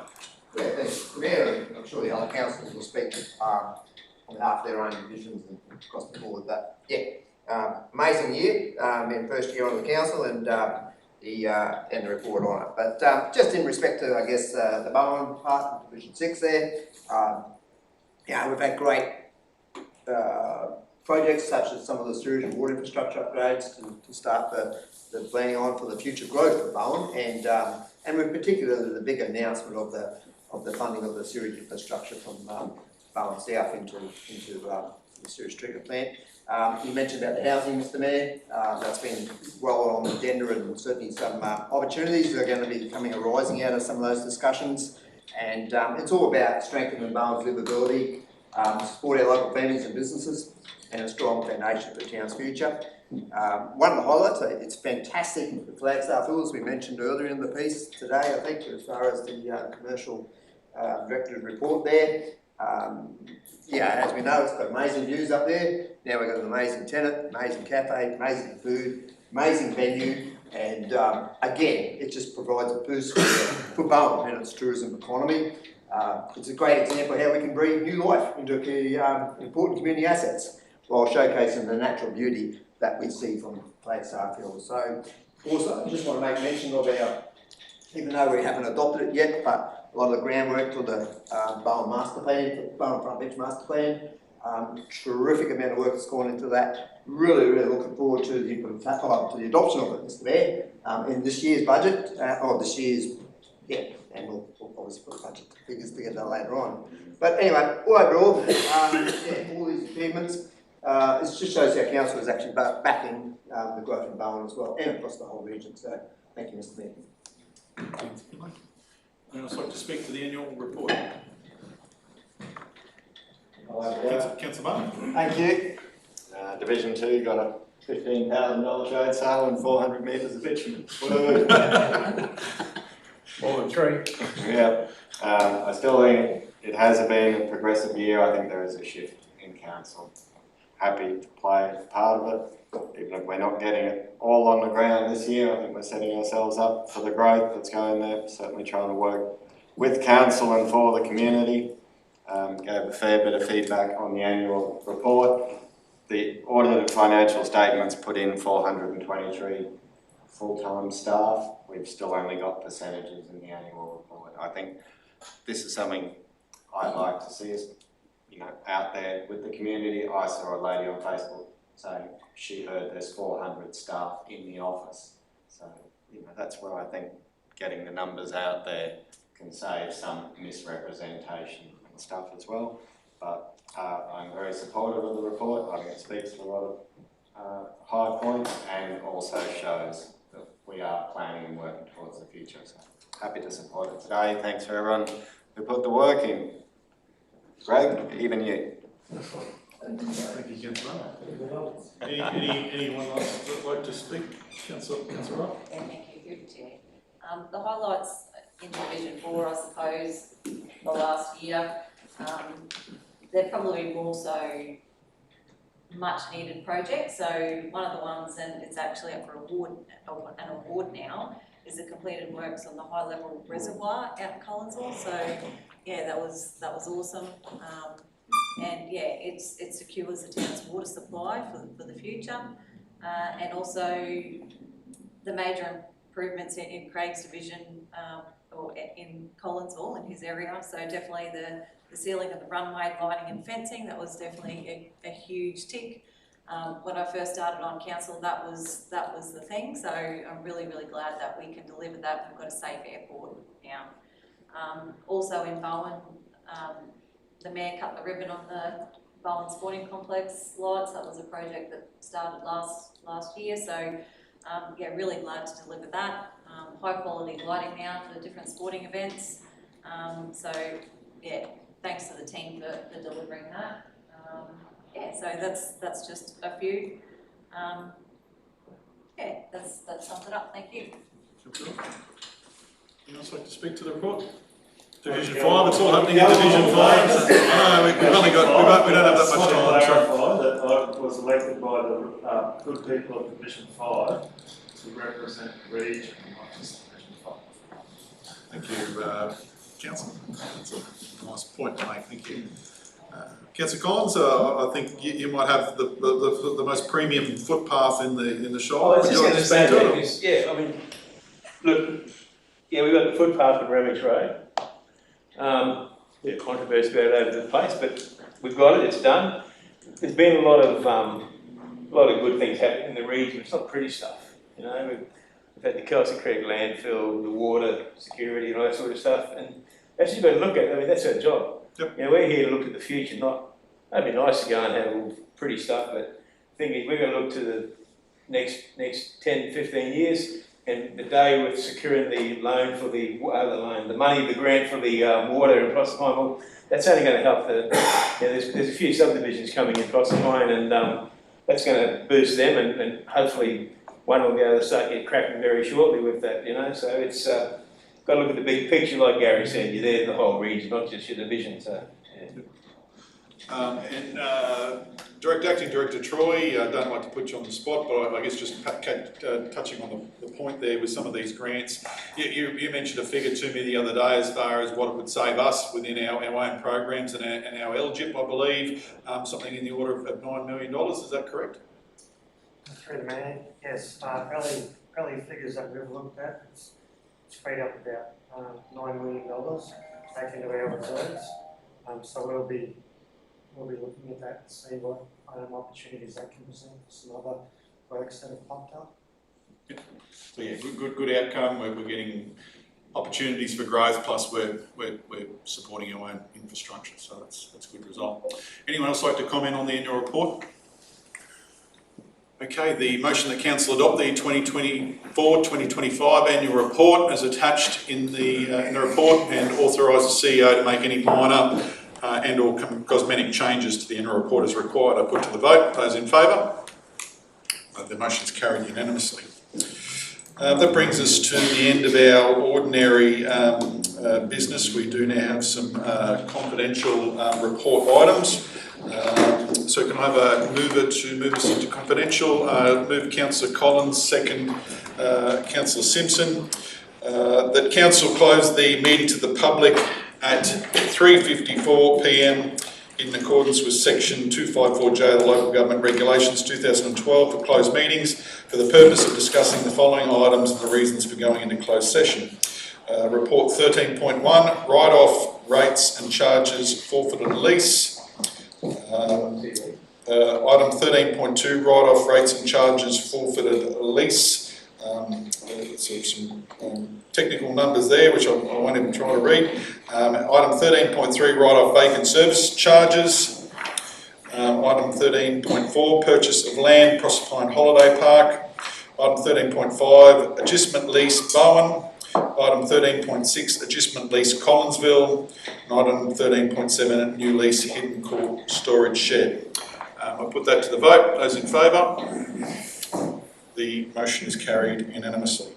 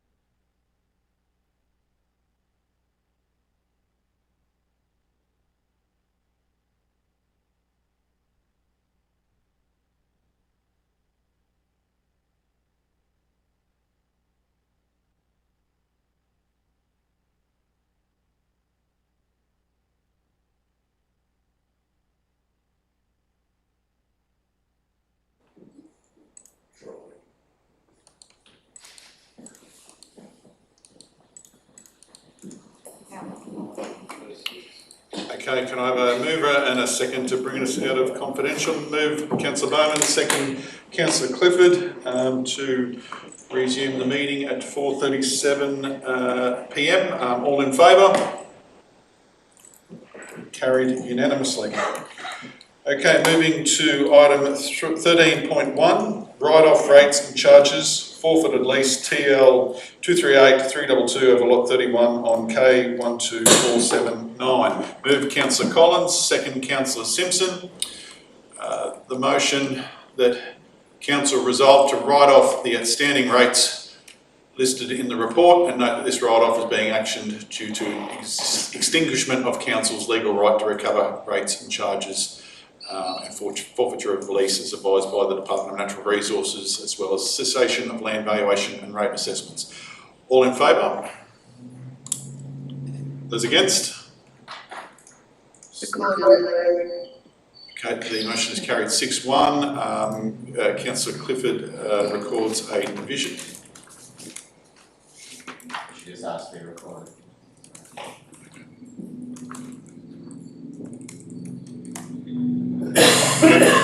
Moving to 13.2, which is write-off rates and charges, forfeited lease, ML 1061.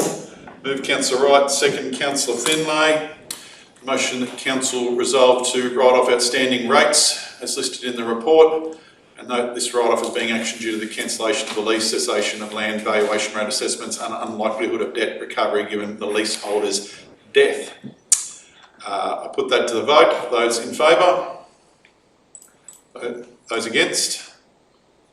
Mr. Mayor, yeah, I'm happy to vote for it. You're voting for it? Yep. Definitely. That's the advice that's provided in the report, so that's what we're voting on. Yep, all good. Okay, yes, the motion is carried unanimously, thank you. Item 13.3, write-off vacant service charges, L1 MPH21. Move Councillor Simpson, second Councillor Bowman. The motion that Council write off vacant sewage and water charges for L1 MPH21 and interest on these charges from the 1st of January 2016 to the 30th of June 2025. As Council records show that these charges were incorrectly rated, totalling the amounts listed in the report. I'll put to the vote. Those in favour? Motion is carried unanimously.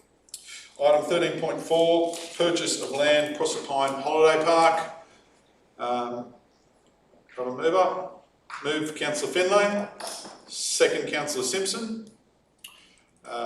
The Council resolve to purchase land parcels for the purpose of a commercial undertaking in line with the usage of Proserpine Holiday Park for the values provided by the independent valuer for the lots listed in the report, and delegate authority to the CEO to negotiate and execute contracts of sale for the 3 parcels. I put to the vote. Those in favour? Those against? The motion is carried 6-1. Item 13.5, sorry? Page, sorry. Okay. Sure. Thank you. Item 13.5, adjustment lease bond, that is. Yep, move Councillor Wright, second Councillor Bowman. The motion that Council resolve to award the contract lease for adjustments for part of the land at 31 Bowen Developmental Road, Bowen, to Troy McDonald, and delegate authority to the CEO to negotiate and execute lease agreement. I put to the vote. Those in favour? The motion is carried 6-0. Back Councillor Finlay.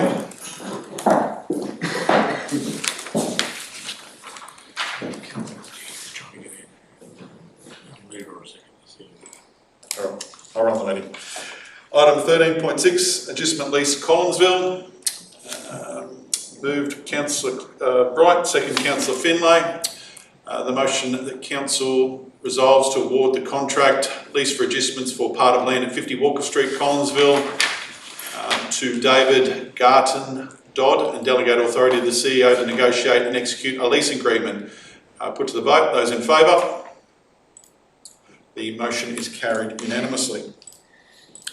Item 13.7, New lease, Hidden Court Storage Shed. Move Councillor Barman, second Councillor Clifford.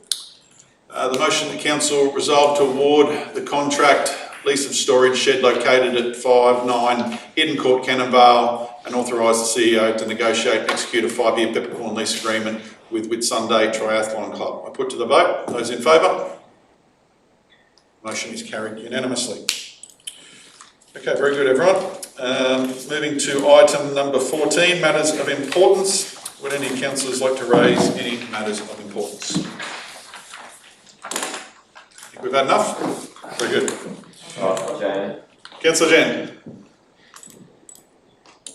Just real quickly, and I've had CRS go in for months, but the lack of lighting along the portal can up near the sailing club. If somebody could get back to me on what's going on, please. It's dangerous. And we've got schools coming up, the music festival coming up, so I'd like it resolved. That's it. Thank you.